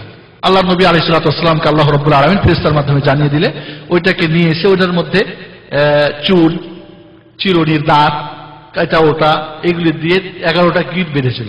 আল্লাহ নবী একটা করে সূরা ফালাক এবং নাসে 11টা আয়াত রয়েছে, একটা করে আয়াত পড়ে না, একটার মধ্যে ফুঁক দিয়ে জাদু খুলে যায়। এবং জাদুর চিকিৎসা আপনাদের আজকে একটা লিফলেট দেবো, আপনারা নিয়ে যাবেন ইনশাআল্লাহ, জাদু এবং জিন বদনজরের চিকিৎসার জন্য।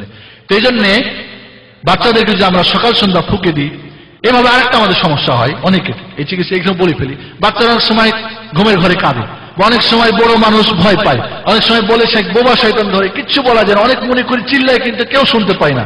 এর জন্য একটা দোয়া রয়েছে, আউযু বিকালিমাতিল্লাহি তাম্মাত মিন গাযাবিহি ওয়া ইকাবিহি ওয়া শাররি ইবাদিহি মিন হামাযাতিশ শায়াতিন ওয়া ইয়াহজুরুন।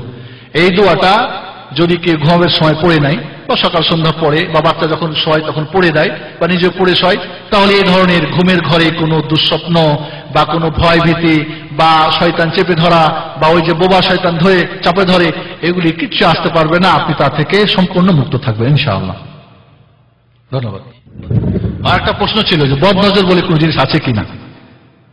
আসলে বদনজর সম্পর্কে আল্লাহ নবী আলাইহিস সালাম বলেন যে আমার উম্মতের যার যার ফায়সালা অনুযায়ী তো মৃত্যু হয়, হয় না? হয় না? তাছাড়াও কিছু মৃত্যু হয়, অধিকাংশ মানুষের মৃত্যু হয় যেটা কি বদনজর লেগে। সুবহানাল্লাহ। আল্লাহ নবী আলাইহিস সালামের সামনে একজন মানুষ একজন সম্পর্কে তার ভালো কথা আছে, সুন্দর বা তার এটা, আল্লাহ নবী বললেন যে তোমার ভাইকে তুমি হত্যা করলে, তোমার ভাইকে তুমি হত্যা করলে। আল্লাহ নবী আলাইহিস সালাম বলেন তোমাদের নিজের বা নিজের সম্পদ বা ছেলে মেয়ে বা অন্য কোনো ভাইয়ের যদি কোনো জিনিস তোমাদের আশ্চর্য লাগে, ভালো লাগে, তাহলে বলো বারাকাল্লাহু ফিক, বারাকাল্লাহু ফিক, বারাকাল্লাহু ফিক। ছেলেটা লেখাপড়ায় খুব ভালো, বারাকাল্লাহু, বারাকাল্লাহু ফিক। বা একটা মেয়ে সুন্দর, বারাকাল্লাহু ফিক। বা নিজেই হয়তো লুকিং গ্লাসের সামনে দাঁড়াচ্ছে, নারী হোক বা ছেলে হোক বা মেয়ে হোক, সাজগোজ করে দেখতে খুব সুন্দর লাগছে, আশ্চর্য লাগছে, বলেন বারাকাল্লাহু ফিক। যদি আপনি এই কথাটা না বলেন নিজের বদনজর নিজেরই লাগে। অনেকে মনে করে যে বদনজর বুঝি শুধু খারাপ মানুষের লাগে, মানে খারাপ মহিলা যদি হয়, কুটনি বা কুটনা যদি হয়, তাহলে আমি কি খারাপ মানুষ যে আমার বদনজর লাগবে? না, নিজের বদনজর নিজেই লাগতে পারে। নিজের ছেলের উপর লাগতে পারে, স্ত্রীর উপর লাগতে পারে, মেয়ের উপর লাগতে পারে, গাড়ির উপর লাগতে পারে, বাড়ির উপর লাগতে পারে। এক সুদানী বন্ধু আমাকে বলছিলেন যে একজন মানুষের বদনজর এত মারাত্মক, একটা গাড়ি দাঁড় করছে, ওইখানে ও দাঁড়ায়, ওই গাড়িটার দিকে নজর দিয়েছে, কয় টায়ারের উপরে বদনজর লাগাচ্ছে, সাথে সাথে টায়ারটা বাস্ট হয়ে গেল। একটা দুইটার উপর, দ্বিতীয়টার উপর, ওটাও বাস্ট হয়ে গেল। আল্লাহ নবী বলছেন যে এর মাধ্যমে মানুষ মরে যায়। তাহলে বদনজর, আল্লাহ নবী আলাইহিস সালাম দেখলেন একটা বাচ্চা কাঁদতেছে, তাই রাদিয়াল্লাহু তাআলা বললেন যে তোমাদের এই বাচ্চাটাকে কেন ওই বদনজর থেকে ঝাড়ফুঁক করে দিচ্ছ না কেন? আল্লাহ নবী বলে আল আইন হক, বদনজর লাগাটা সত্য। খালি বদনজর লাগে, নিজের হতে পারে, অন্যের হতে পারে, অন্যের বদনজর নিজের বদনজর লাগতে পারে। এর থেকে বাঁচবার জন্য ওই যে আমাদের আগের চিকিৎসার কথা বললাম, যে আমরা সকাল সন্ধ্যা নিজেরা যে সূরা ইখলাস, নাস, ফালাক এর সঙ্গে বিসমিল্লাহিল্লাযী লা ইয়াদুররু মা ইসমিহি শাইউন ফিল আরদি ওয়ালা ফিস সামা ওয়া হুয়াস সামিউল আলিম, সকালে 3 বার, সন্ধ্যায় 3 বার আমরা পড়ব। এইভাবে আউযু বিকালিমাতিল্লাহি তাম্মাতি মিন শাররি মা খালাক, এটাও সকাল সন্ধ্যা আমরা 3 বার পড়ব। বদনজর থেকে বাঁচবে এবং আমাদের কোন প্রকার সাপ, বিচ্ছু, পোকা মাকড় থেকেও কাটবে না। এটা যদি কেউ পড়ে, সাপ বিচ্ছু কাটবে না, যদিও কাটে বিষ কাজ করবে না। সুবহানাল্লাহ। তাহলে এইগুলিতে আমরা যদি করি, তাহলে আমরা এগুলি থেকে ইনশাআল্লাহ আমরা বাঁচতে পারবো। এছাড়া আয়াতুল কুরসি, সূরা বাকারার শেষের 2টি আয়াত ইত্যাদি এগুলি আমরা পড়ে যদি বদনজর থেকে বাঁচতে চাই, এগুলি করলে বদনজর লাগবে না। যদি লেগে যায় তাহলে তার চিকিৎসা আপনাদের জন্য ইনশাআল্লাহ আপনারা নিয়ে যাবেন। এক ভাই প্রশ্ন করেছেন সে ঘুমের ঘরে ভয় পায়, এবং অন্য এক ভাই প্রশ্ন করেছেন যে তার সন্তান ঘুমে কেঁদে ওঠে। আমরা পরের প্রশ্ন যাই, বদনজরের চিকিৎসার উপায় কি? এই যে বদনজর লেগে যায়, এর চিকিৎসার উপায় কি? বদনজরে আমরা চিকিৎসার কথা বলছি, এখানে আরেকটা কথা আমরা রাখছি। যদি যার চোখের মাধ্যমে বদনজর লাগছে, ওই ব্যক্তিকে যদি নির্দিষ্ট করা যায়, একজন মানুষ বলছিল বাহ বাচ্চাটা কি সুন্দর, কাঁদে না, এরপর খালি কাঁদে আর কাঁদে, বাহ বাচ্চাটার চেহারা কি গোলাপ ফুলের মতো, এরপরে দেখা যায় বাচ্চার মুখটা কি বসে আছে, মুখটা কালো হয়ে আসতেছে, বদনজর। তাহলে আপনি জানছেন যে কে এই কথাটা বলেছিল বা কার মাধ্যমে লেগেছে। যদি নির্দিষ্ট করা যায়, তাহলে ওই ব্যক্তির কাছে গিয়ে বলতে হয় আপনি গোসল করেন, ওর গোসলের পানিটা ধরতে হবে, নিতে হবে, এমন জায়গায় গোসল করবে যেন পানিটা নেওয়া যায়, বা উজু করাতে হবে। ওই গোসল বা ওই উজুর পানি দিয়ে ওই বাচ্চাকে বা ওই মানুষটাকে গোসল দেওয়াতে হবে, তাহলে তার বদনজর চলে যাবে ইনশাআল্লাহ। যদি সম্ভব না হয়, এটা বলতে গেলে ঝগড়া লেগে যাবে, আমার বদনজর লাগছে, আমি বুঝি খারাপ মানুষ, তাহলে তার ব্যবহারকৃত কোনো জিনিস, গুতরা, টুপি, পায়জামা, লুঙ্গি, শার্ট, অথবা কোনো ভিজা জায়গার উপর দিয়ে যদি ও হেঁটে যায়, ওইখানকার মাটি, এর সঙ্গে পানি, এটাকে পানিতে ধুয়ে বা পানিতে মিক্সড করে ওই কাঁচা মাটিটা হালকা, বেশি মাটি দিয়ে আবার নোংরা করে দেন না, এটা দিয়ে যদি ওকে গোসল দেন, তবুও তার ওই বদনজর কেটে যাবে ইনশাআল্লাহ। যদি কোনোটাই না পারা যায়, তাহলে বদনজরের এই যে দোয়াগুলি আছে আপনারা পড়ে এটা জমজমের পানিতে বা মধুতে বা তার গায়ে ফুঁকে দিলে ইনশাআল্লাহ চলে যাবে ইনশাআল্লাহ। জি, আমাদের এবার প্রশ্ন, এক ভাই প্রশ্ন করেছেন তার একটি কাজ বহুদিন থেকে হাসিল হচ্ছে না, সে কাজটি হাসিল করার জন্য কি পথ অবলম্বন করবেন? অনেকেরই এভাবে অনেক চাওয়া পাওয়া, অনেক প্রতিজ্ঞা থাকে যেটা পূরণ হয় না। কোরআন হাদিসের আলোকে সেটা আমাদের কাছে। একজন একজনকে ভালোবাসে, বিয়ে করতে চায়, একজন হয়তো বিদেশ যেতে চায়, একজন হয়তো একটা ভালো চাকরি পেতে চায়, একজন হয়তো তার কফিল তাকে বাড়ি যেতে চায়, 5 বছর হয়েছে তবু যেতে দেয় না, হয় না এমন ধরনের সমস্যা মানুষের? এমন কাজ যেটা কঠিন তার জন্য। আল্লাহ নবী আলাইহিস সালাম বলেন, যদি কোনো বান্দার কোনো কাজ কঠিন হয়ে যায়, হাসিল হচ্ছে না, এজন্য পীরের দরবারে দৌড়ার দরকার নাই, আর কোন হুজুর বুজুরের পায়ে গিয়ে কদমবুসি করা দরকার নেই। আল্লাহ নবী একটা দোয়া শিখাই দিয়েছেন। আমি আলহামদুলিল্লাহ এইখানে অনেক ভাইকে এই দোয়াটা দিয়েছি এবং পরবর্তীতে এসে বলেছে সে কাজ হয়েছে আলহামদুলিল্লাহ। এই কাজে, কারণ আল্লাহর নবীর দোয়া, তার শিক্ষা অবশ্যই হবে। তবে এখানে একটা কথা আপনাদের বলবো, যখনই এই যে দোয়ার কথা বলছি আমরা, চিকিৎসার কথা, 1 নম্বরে তার ঈমানটা মজবুত হতে হবে এবং এটা করলে হবেই এবং করতেই থাকতে হবে যতক্ষণ পর্যন্ত হাসিল না হয়। আল্লাহ নবী বলেন, যে ব্যক্তি বলে দাওয়াতুল্লাহ ফালা ইউস্তাজাব লি, যে বলে যে দোয়া করছে আল্লাহ শোনে না, তার দোয়া কবুল হয় না, তার দোয়া কবুল হয় না। আল্লাহ পছন্দ করেন বান্দা খুব কাগতি মিনতের সঙ্গে, খুব একাগ্র চিত্তে তার কাছে চাপ। অনেক সময় আমরা চাইতে জানি না, ডাকার মতো ডাকলে খোদা কেমনে শুনে না। একদিকে ছিলেন অমুক নবী, গজল শুনেন না আপনারা? এই যে আল্লাহকে যদি, কারণ আল্লাহ বলছেন ও তো অনি আস্তাজিব লাকুম, আল্লাহ নির্দেশ করছেন ডাকো আমাকে, আবার ওয়াদা করেছেন তোমাদের ডাকে আমি সাড়া দেব। ওয়া ইযা সাআলাকা ইবাদি আন্নী ফাইন্নী করিব উজিবু দাওয়াতাদ দাঈ ইযা দাআন, হে আমার হাবিব, যখন আপনাকে কেউ জিজ্ঞেস করে আমার সম্পর্কে, বলে দাও আমি তার নিকটে। কারণ আমাদের কাছে, বান্দার কাছে নিকট এবং দূর আছে, আল্লাহর কাছে সবই নিকট। বুঝছেন না বুঝেন নাই? আমাদের কাছে লেন্স আছে, চোখের লেন্স, কানের লেন্স, এর মধ্যে আল্লাহর লেন্স নাই, অসীম। আমাদের একটা ক্ষমতার সীমিত অবস্থা আছে, জ্ঞানের সীমিত, আল্লাহ অসীম। কাজে আল্লাহ আমাদের গোপন এবং প্রকাশ্য, আল্লাহর কাছে গোপনটাও প্রকাশ্য, প্রকাশ্যটাও প্রকাশ্য। বুঝছেন না বুঝেন নাই? এবং ঈমান নিয়ে যদি কেউ করতে পারে এই দোয়াটা, আল্লাহুম্মা লা সাহলা ইল্লা মা জাআলতাহু সাহলা ওয়া আনতা তাজআলুল হাজনা ইযা শি'তা সাহলা, সহজ ওইটাই হয় আল্লাহ যেটা তুমি সহজ চাও। আর আল্লাহ আপনি চাইলেই টেনশন, সমস্যা দূর করতে পারেন, আর কেউ করতে পারে না। এই ঈমান নিয়ে যে আমার রব তিনি যে কোনো সমস্যার সমাধান করতে পারেন, এই ভরসা নিয়ে যদি কেউ করতে পারে, ইনশাআল্লাহ অতি সত্বর তার ওই কাজ, সেটা যদি হালাল হয়, এমন মানে এই না যে একজনের মেয়েকে বাড়ি থেকে বাইর করে নিয়ে যাওয়ার জন্য দোয়া পড়বেন, হারাম। একজনের জিনিস একটা চুরি করতে চান, হারাম, চলবে না। না, বৈধ হতে হবে জিনিসটা, কারণ কোন অবৈধ জিনিসের জন্য কেউ দোয়া করে আল্লাহ রাব্বুল আলামিন গ্রহণ করবেন না। ধন্যবাদ। এবার আমাদের প্রশ্ন, এক ভাইয়ের পায়ে বহুদিন থেকে ব্যথা, অনেক ওষুধ করেছে কিন্তু কোনো উপকার হয়নি। এভাবে অনেকেরই জটিল রোগ থাকে, মাথা ব্যথা বা গায়ে ব্যথা, বিভিন্ন ব্যথায় ব্যথিত মানুষ আছে। আমাদের আজকে সম্মানিত আলোচকের কাছে আমরা জানতে চাইব, সে এখন কি চিকিৎসা করবে, কি কোরআন হাদিস থেকে আমরা জানতে চাই। আমরা বলছি যে চিকিৎসা 3 ভাবে। একটা হলো ট্যাবলেট, সিরাপ, অ্যান্টিবায়োটিক, এটা ডাক্তার সাহেবদের থেকেও নেবেন।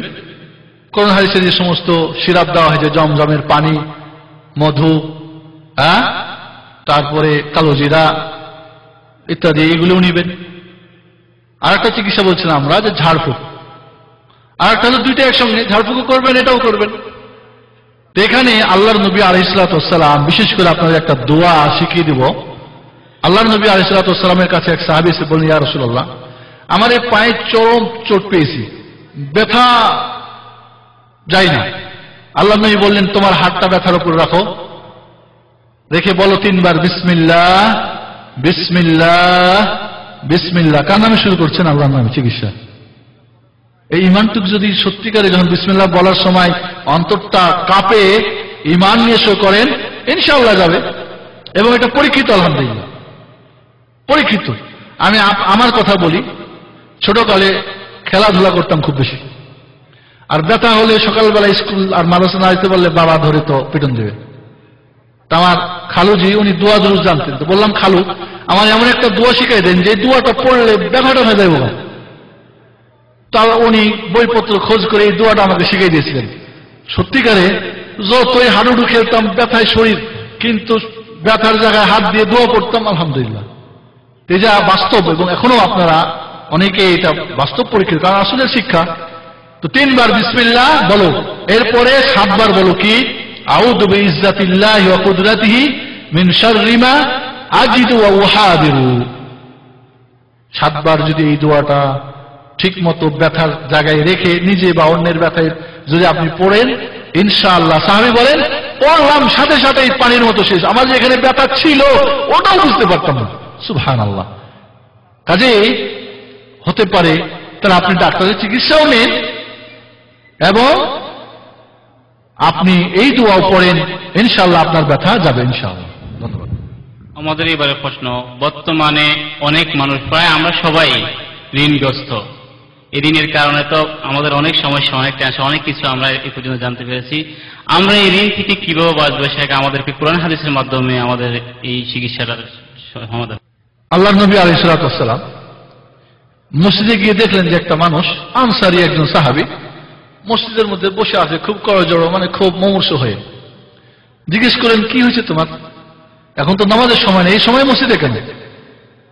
তো বললেন, লাজামাতনি হুমুমি ওয়া দুয়ুনি, আমার টেনশন, বিভিন্ন ধরনের টেনশন এবং আমার কি বলে ঋণগ্রস্ত আমাকে এই কাবু করে ফেলছে। আল্লাহর নবী আলাইহিস সালাতু ওয়াস সালাম তাকে একটা দোয়া শিখিয়ে দিলেন। সেই দোয়াটা আপনারা পড়ে। সাহাবী বলেন যে ওই দোয়াটা পড়ার পরে আমার যত টেনশন সব দূর হয়ে গেল, আর যত আমার ঋণ ছিল আল্লাহ সব পরিশোধের ব্যবস্থা করে দিলেন। সুবহানাল্লাহ। বুখারী মুসলিমে এই দোয়াটা এইভাবে এসেছে, আল্লাহুম্মা ইন্নী আউযু বিকা মিনাল হাম্মি ওয়াল হুজন ওয়াল আজজি ওয়াল কাসাল ওয়াল বুখলি ওয়াল জুবন ওয়াদ দাইনি ওয়া গালাবাতির রিজাল।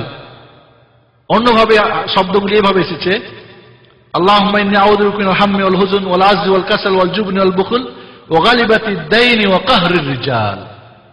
এই দোয়াটা যদি ওই আগের কথায় ফিরে যায়, আমরা ঈমান সহকারে আল্লাহর উপর তাওয়াক্কুল করে রাসূলের এই চিকিৎসা মনে করে এবং হবেই যদি আমরা করতে থাকি। এবং এখানে আরেকটা কথা আপনারা মনে রাখেন, দোয়ার তিনটা অবস্থা। দোয়ার কয়টা অবস্থা? এক নম্বরে যা চাইছেন ওইটাই আল্লাহ দিবেন। দুই নম্বরে এর চাইতে বড় বিপদ থেকে বাঁচাবেন বা এর চাইতে বড় সুযোগ আল্লাহ আপনাকে দান করবেন। এখনো দিচ্ছেন আর আপনি ব্যস্ত হয়ে গেলে হবে না, করতে থাকেন। তিন নম্বর হলো, যদি এই দুনিয়ায় না পান, আল্লাহ রাব্বুল আলামিন হয়তো আপনাকে এর মাধ্যমেই আপনার অন্য কোনো কল্যাণ লিখে রেখেছেন, এটা কিয়ামতের দিনের জন্য জমা করে রেখে দিবেন। কাজেই তাড়াহুড়া করবেন না, পড়তে থাকবেন, আল্লাহ রাব্বুল আলামিনের কাছে দোয়া করতে থাকবেন। কারণ লা ইয়ারুদুল কাদা ইল্লা বিদুআ, আল্লাহর ফয়সালা শুধু দোয়ার মাধ্যমে কি হয়? পরিবর্তন হয়, অন্য কিছুর মাধ্যমে পরিবর্তন হয় না। কাজে যদি আপনি দোয়া করতে পারেন যে আল্লাহ আপনার রেখেছেন, ওই আল্লাহ সেটা চেঞ্জ করে দূর করতে পারেন ইনশাআল্লাহ। এভাবে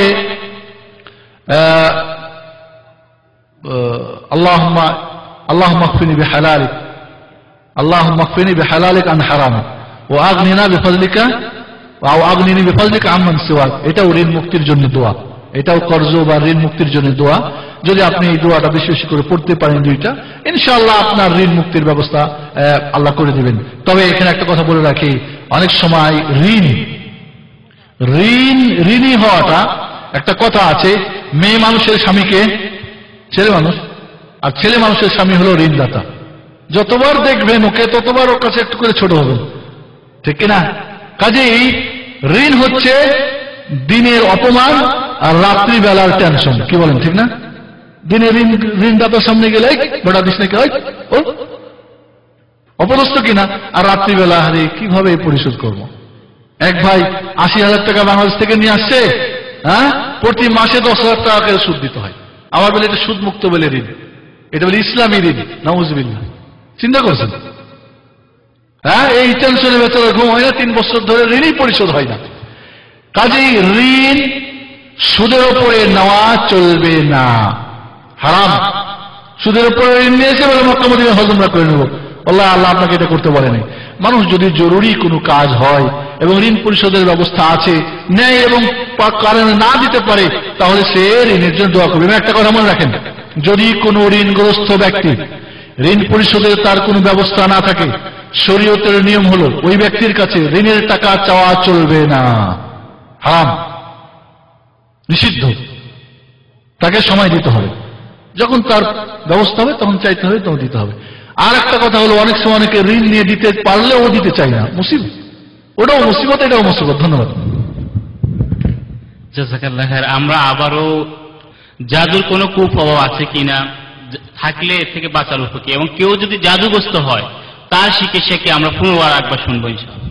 আল্লাহর নবী আলাইহিস সালাতু ওয়াস সালামকে একজন ইহুদি লাবিদ বিন আসাব এবং তার মেয়েরা জাদু করেছিল, যার ফলে রাসূল সাল্লাল্লাহু আলাইহি ওয়াসাল্লামের প্রতি জাদুর কুপ্রভাব পড়েছিল। তাহলে মুহাম্মদ সাল্লাল্লাহু আলাইহি ওয়াসাল্লামকে যদি জাদুতে আক্রান্ত হন, তাহলে আর বাকিরা হবে না? তাহলে জাদু সত্য, জাদু যারা করে, যারা করায়, যারা শিখে তারা সবাই কাফের। এবং জাদু যখন করে, এই জাদু তখনই কাজ করে যখন শয়তানের ইবাদত করা হয়। আমরা গত পরশুদিন একটা প্রোগ্রামে গেছিলাম, রিয়াদ থেকে এক শেখ এসেছিলেন। এই জাদুকররা কোরআনকে কিভাবে অবমাননা করে এবং মহিলাদের অপবিত্র রক্ত দিয়ে কোরআনকে কিভাবে নোংরা করে, এবং ওই রক্ত এবং কি বলে আপনার জাফরানকারীতে কিভাবে ওরা জাদু কুফরি কালাম লিখে, এবং কিভাবে দেখেন মক্কার কাফের মুশরিকরা মূর্তির শয়তানের ইবাদত করতো আল্লাহকে পাওয়ার জন্য, ঠিক কিনা? আর এরা দুনিয়া পাওয়ার জন্য, টাকার জন্য শয়তানের ইবাদত করে। নাউজুবিল্লাহ। তাহলে কাফের মুশরিকের চাইতে জঘন্য। এই জন্য কোন কাফের মুশরিক যদি তওবা করে মুসলমান হয়ে পড়ে আশহাদু আল্লা ইলাহা ইল্লাল্লাহ ওয়া আশহাদু আন্না মুহাম্মাদুর রাসূলুল্লাহ, ওকে খালাস মুসলমান হয়ে গেল। কিন্তু কোন জাদুকর যদি প্রমাণিত হয় যে জাদু করেছে বা করেছে বা জাদু শিখছে, তাহলে সে যদি হাজারো বার লা ইলাহা ইল্লাল্লাহ পড়ে মাফি ফায়দা তাক কাস, তার ফয়সালা কি? দুনিয়া থেকে বিদায়, তার কোনো তওবা নেই, তার তওবার কোনো চান্স নাই। এই জন্য জাদু, আজকে মুসলমানরা জাদু প্রদর্শনী দেখে, জাদুর প্রদর্শনের টিকিট কাটে, ঈদ উপলক্ষে আবার জাদুর প্রদর্শনী হয়। নাউজুবিল্লাহ। মুসলমানদের ঈদের খুশিতে জাদুর প্রদর্শনী হয়, মুসলমানদের সন্তানরা টিকিট কিনে জাদু দেখে, মুসলমান জাদু দেখায়। নাউজুবিল্লাহ।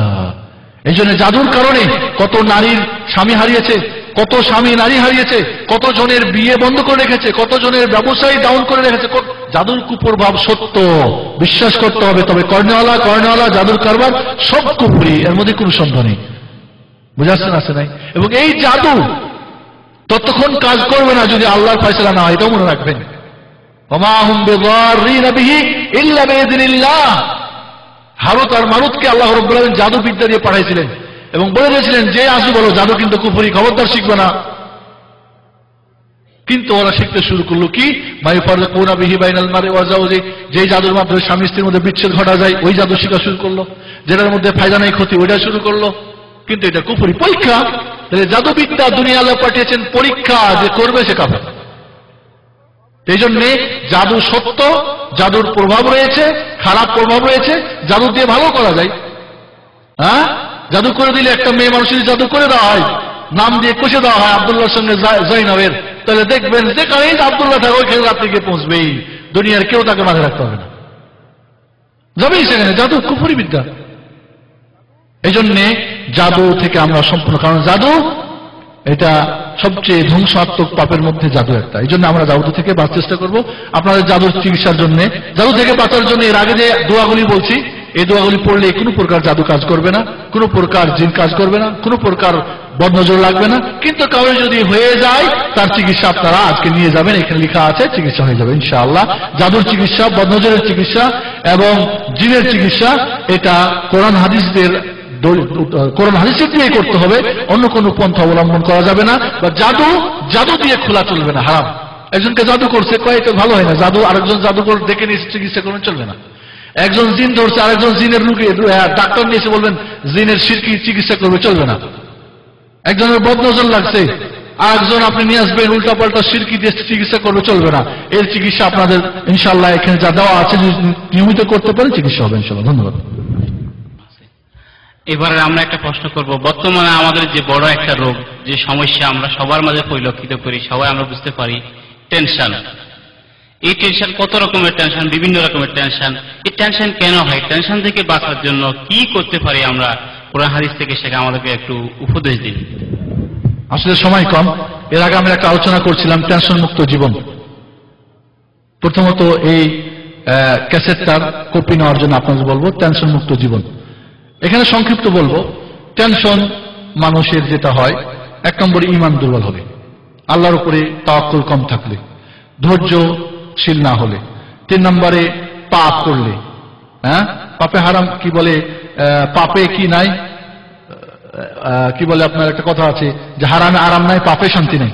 হারামে আরাম নাই আর পাপে শান্তি নাই, ঠিক আছে? তো বিভিন্ন পাপের কারণে মানুষের টেনশন বাড়ে। তারপরও আমরা তাহলে চেষ্টা করব যে আল্লাহর প্রতি তাওয়াক্কুল করে, কোনো বিপদ হলে ধৈর্য ধারণ করে, এবং বিপদ আল্লাহ রাব্বুল আলামিনই মুক্তি করতে পারে, আর কেউ বিপদ মুক্ত করতে পারে না, এই ভরসা রেখে তারপরও আমরা কিছু দোয়া রয়েছে, আমরা যদি পাঠ করি ইনশাআল্লাহ কেউ আমাদের টেনশন দূর হয়ে যাবে। এক নম্বরে যেটা এর একটু আগে আপনাদের বললাম, আল্লাহুম্মা ইন্নী আউযু বিকা মিনাল হাম্মি ওয়াল হুজনি ওয়াল আজজি ওয়াল কাসলি ওয়াল জুবনি ওয়াল বুখলি ওয়া গালিবাতিদ দাইন ওয়া কাহরির রিজাল। এই দোয়াটা যদি বেশি বেশি পড়েন তাহলে আপনার ইনশাআল্লাহ টেনশন দূর হবে। এভাবে যদি আপনি বেশি বেশি করে রাসূলের প্রতি দরুদ পাঠ করা, রাসূলের প্রতি বেশি বেশি করে দরুদ পাঠ করলে আপনার যে কোনো টেনশন দূর হয়ে যাবে। আল্লাহর নবী আলাইহিস সালাতু ওয়াস সালামকে উবাই ইবনে কাব সাহাবী বলেন, ইয়া রাসূলুল্লাহ, আমার একটা বিশেষ দোয়ার সময় রয়েছে, আপনার প্রতি আমি কতটুকু দরুদ পাঠ করবো, কারণ আপনার প্রতি আমি বেশি বেশি দরুদ পাঠ করি। কয় যে আমি যদি আমার ওই নির্দিষ্ট সময়ে 4 ভাগের 1 ভাগ দরুদ পাঠ করি যথেষ্ট? বলে ভালো, আরো যদি বেশি করো আরো ভালো। বলে তাহলে 3 ভাগের 1 ভাগ করলে ভালো, আরো বেশি করলে আরো ভালো। বলে তাহলে 3 ভাগের 2 ভাগ, কয় ভালো করলে আরো বেশি করলে আরো ভালো। তখন বললেন যে তাহলে আমার পুরো সময়টাই আপনার প্রতি দরুদ পাঠ করবো। আল্লাহ নবী বললেন, ইযান তুকফা হাম্মাক ওয়া তুগফারু লাকা যামবাক। আল্লাহ নবী বললেন তাহলে তোমার সমস্ত টেনশন দূর হয়ে যাবে আর তোমার সমস্ত গুনাহ মাফ করে দেওয়া হবে। আল্লাহ নবী বলেন, মান সাল্লা আলাইহি মাররাতান সাল্লাল্লাহু বিহা আলাইহি আশার মাররাত। যে ব্যক্তি আমি নবীর প্রতি একবার দরুদ পাঠ করবে, আল্লাহ স্বয়ং তার প্রতি 10 বার রহমত বর্ষণ করবেন। এমন রহমত প্রাপ্ত ব্যক্তির টেনশন থাকবে? পাপ থাকবে না। এই জন্য রাসূলের প্রতি টেনশন দূর পড়তে থাকেন, ঘুম ধরে না, দূর পড়তে থাকেন, দেখবেন ঘুমও আসবে, টেনশনও দূর হবে, সবকিছু ভালো হয়ে যাবে ইনশাআল্লাহ, আপনার বিপদ আপদ দূর হবে। এভাবে আল্লাহর নবীর প্রতি বেশি বেশি করে ইস্তেগফার পাঠ করা। আল্লাহ নবী বলেন যে বেশি বেশি ইস্তেগফার করবে তার কি হবে? যে কোনো সমস্যার সমাধান হবে, যেই কোনো কাজ সিদ্ধি হচ্ছে না সেটা আরোই হবে, যেই কোনো তার টেনশন দূর হয়ে যাবে। এই জন্য বেশি বেশি করে কি করা? ইস্তেগফার পাঠ করা। আস্তাগফিরুল্লাহ আস্তাগফিরুল্লাহ আস্তাগফিরুল্লাহ ওয়া আতুবু ইলাইহি পড়তে থাকেন, দেখবেন সব টেনশন দূর হয়ে যাবে। এই তিনটা যদি আমরা অবলম্বন করি ইনশাআল্লাহ যে কোনো টেনশন দূর হবে, ঘুমও হবে, সমস্যা দূর হবে ইনশাআল্লাহ। ধন্যবাদ। একটা প্রশ্ন আমার, অনেকে ভাবেন আমার বাচ্চা বাইরে যায়, স্কুলের বাইরে, ছেলে ধরে নেবে কিনা, ক্লাসে গিয়ে খারাপ বন্ধু বান্ধবীদের মাধ্যমে প্রভাবিত হবে কিনা, কোনো বখাটে ছেলে কোনো সমস্যা করবে কিনা, এই ধরনের একটা সমস্যা অনেক সময় মা বোনরা টেনশনে থাকে না? থাকে না? থাকে। এটা থেকে বাঁচার খুব সোজা একটা পদ্ধতি আপনারা জানাই দিই। যখন আপনার বাচ্চা বাড়ি থেকে বের হবে তখন একটা দোয়া পড়ে তাকে বের হতে বলবেন। সেটা হলো বিসমিল্লাহি তাওয়াক্কালতু আলাল্লাহ। নিজেও যখন আপনি বাড়ি থেকে বের হবেন, বিসমিল্লাহি তাওয়াক্কালতু আলাল্লাহ ওয়ালা হাওলা ওয়ালা কুওয়াতা ইল্লা বিল্লাহ, এই দোয়াটা পড়ে যখন বাড়ি থেকে কেউ বের হয় তখন তাকে বলা হয় কুফিতা বা উকিতা বা হুদিতা। কুফিতা মানে যথেষ্ট হয়েছে, আর কেউ তোমার কোনো ক্ষতি করতে পারবে না। উকিতা সব প্রকার অনিষ্ট থেকে বেঁচে গেছো। হুদিতা হেদায়েত পাইছো। এই দোয়াটা যদি, এবং বাচ্চারা যখন স্কুলে যায়, কোনো মেহমান বাড়িতে যায়, কোনো নতুন জায়গাতে যায়, তখন পড়বেন আউযু বিকালিমাতিল্লাহি তাম্মাতি মিন শাররি মা খালাক। তাহলে ওইখানকার বন্ধু বান্ধবের, লোকজনের বা স্থানের বা পোকামাকড়ের কোনো অনিষ্ট স্পর্শ করবে না। আর এই দোয়াটা পড়ে যদি আপনি বাড়ি থেকে বের হন, কোন প্রকার শয়তান একজন আরেকজনকে বলে, হ্যাঁ কি খবর তোমার, যেই ব্যক্তি হেদায়েত পাইছে, সমস্ত অনিষ্ট থেকে মুক্তি পাইছে, এবং যেই ব্যক্তি যথেষ্ট হয়ে গেছে, এর ব্যাপারে কয় ভাগো এখানে আর কোনো কাজ চলবে না। তাহলে যদি এই দোয়াটা পড়ে বাচ্চাকে ঘর থেকে বের করে দেন, কোনো সমস্যা হবে না ইনশাআল্লাহ। এর মানে এই না যে ছোট বাচ্চাকে রাস্তায় পাঠিয়ে দেবেন, হাত ধরে পার করে দিয়ে আসেন, আবার যে জানে বুঝে, কারণ অনেক বড় বাচ্চাকেও ধরে নিয়ে যায় বা অনেক সময় সমস্যা। এই জন্য বাড়ি থেকে বের হওয়ার এই দোয়াটা, আবার অনেক সময় দেখা যায় যে রাস্তার বাইরে গেছেন, আপনাকে পকেট মার মারে দিল, ধরাই করে, আপনার টাকা চুরি হয়ে গেল, আপনার পকেট মার হয়ে গেল। এই জন্য আরেকটা দোয়া আছে, আল্লাহুম্মা ইন্নী আউযু বিকা মিন আযিল্লা উযাল্লা ওয়া যিল্লা উযাল্লা আও আযলামা উযলামা ওয়া আজহালা ইউজহালা আলাইহি। এই দোয়াটাও যদি বাড়ি থেকে বের হওয়ার সময় পাঠ করেন, কোনো প্রকার কেউ পকেট মারতে পারবে না, এর প্রকার আপনার ব্যাপারে কেউ, আপনি একজন শিক্ষিত মানুষ, আপনার কেউ বেকুব সাজাবে না, হ্যাঁ, আপনার সঙ্গে কেউ ঝগড়া ফাসাদ করবে না, কেউ আপনাকে অপমান করবে না, কেউ কারোর প্রতি আপনি জুলুম করবে না, আপনার প্রতি কেউ জুলুম করবে না, আপনি পদস্খলন ঘটবে না, কেউ আপনার পদস্খলন ঘটাতে পারবে না। এই দোয়াগুলি যে আমরা পাঠ করি ঠিক মতো, আল্লাহ এটার বাস্তব অভিজ্ঞতা যারা করেছে তারাই জানে। এবং শোয়ার সময় সন্ধ্যাবেলা আয়াতুল কুরসির শেষের, কি বলে, সূরা বাকারার শেষের 2টি আয়াত পড়বেন বিশেষ করে, প্রতিদিন শোয়ার সময় বা সন্ধ্যার সময়।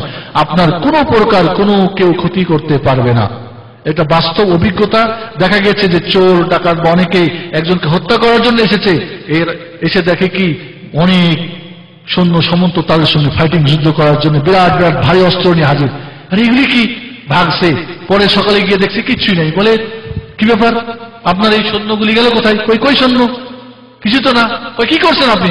আমি আয়াতুল কুরসি কি বলে সূরা বাকারার শেষের 2টি আয়াত পড়ছি। আল্লাহ নবী বলেন যে ব্যক্তি এই 2টি আয়াত পড়বে সে কাফাতা, তার জন্য রাত্রের জন্য যথেষ্ট, কোনো প্রকার কোনো অনিষ্ট তাকে স্পর্শ করতে পারবে না, কেউ ক্ষতি করতে পারবে না। আমার মনে হয় আলোচনা আর দীর্ঘায়িত না করে এখানে শেষ করি। ধন্যবাদ সবাইকে। আল্লাহ আমাদেরকে যা জানলাম আমাদের সেই অনুযায়ী আমল করা তৌফিক দান করে। আমিন। ধন্যবাদ। আসসালামু আলাইকুম ওয়া রাহমাতুল্লাহি ওয়া বারাকাতুহু। ছবি যদি ওপেন খোলা থাকে, ঝোলানো থাকে বা রাখা থাকে, মোট কথা ছবিটা যদি ঢেকে দেওয়া হয়, উল্টা করে রাখা হয় বা কাগজের মধ্যে রাখা হয়, মূলত বিনা প্রয়োজনে ছবি উঠানো জায়েজ নয় এবং বিনা প্রয়োজনে ছবি রাখাও জায়েজ নেই। ছবি যেটা প্রয়োজনে, পাসপোর্টের জন্য বা পরীক্ষার জন্য বা সার্টিফিকেটের জন্য বা বিদেশের জন্য বা চোর ধরার জন্য বা বাচ্চা যে কোনো প্রয়োজনে যায়। তাছাড়া অতিরিক্ত ছবি উঠানো অপচয়, শয়তানের কাজ এবং এটা হারাম কাজ। তারপরেও যদি পেপারের ছবি থাকে, ম্যাগাজিনে থাকে, ওগুলিকে ঢেকে রাখতে হবে, না হলে ওই ঘরে ফেরেশতা প্রবেশ করবে না। কোনো অসুবিধা নেই ইনশাআল্লাহ। আপনার কাছে নাই হিসনুল মুসলিম নাই? আর কারো প্রশ্ন আছে? জি, উপস্থিত কারো প্রশ্ন তাহলে করতে পারেন। জি। জাদুঘরদের কিছু আলামত আছে। প্রথম আলামত, যদি বলে যে রোগীর নাম এবং রোগীর মার নাম কি জিজ্ঞেস করে, তাহলে বুঝতে হবে সে জাদুঘর। দেখবেন কবিরাজ রাউজি শঙ্কর জিজ্ঞেস করে রোগীর নাম কি আর রোগীর মার নাম কি, জিজ্ঞেস করলেই বুঝতে হবে সে জাদুঘর। এটা জাদুঘরের আলামত। এইভাবে যদি কোনো বিশেষ রঙের ছাগল বা মুরগি জবা করতে বলে বা বিশেষ রঙের কোনো কাপড় বা ধাগা বা সুতা চাই, তাহলে বুঝতে হবে সে জাদুঘর। ঠিক আছে? এই ধরনের যদি সে কোনো ধোঁয়া নিঃশ্বাস নিতে বলে, সন্ধ্যা সকালে টান দিবা, ঠিক আছে, বা এই ধরনের কোনো এমন জিনিস পড়তে বলে যেটা কি অর্থ বোঝা যায় না, এগুলি জাদুকরদের আলামত আর কি। বাকি জাদু যদি হয়, জাদুর আলামত যেরকম মাথা ব্যথা, স্বপ্নের মধ্যে বিকট স্বপ্ন দেখা,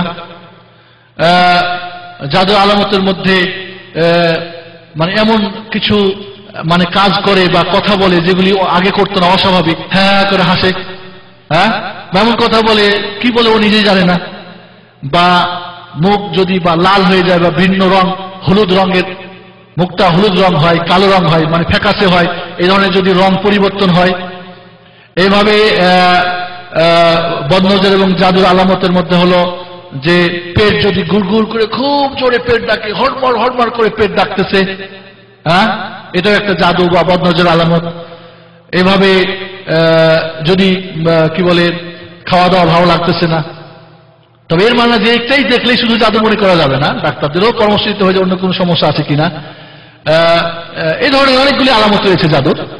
ইনশাআল্লাহ অন্য সময় হয়তো ব্যাপকভাবে জাদু এবং জাদু কি, কেমনি এর আলামতের কথা হয়তো আলোচনা করা যেতে পারে। ধন্যবাদ। জি জি, জাদু পৃথিবীর যে কোনো প্রান্ত থেকে যে কোনো প্রান্তে করতে পারে, কারণ অধিকাংশ এই জাদুগুলি জিনদের মাধ্যমে হয়, আর জিনরা অতি দ্রুত এক জায়গা থেকে আরেক জায়গায় গিয়ে এগুলি কি করতে পারে, ট্রান্সফার করতে পারে। জি, খালাস।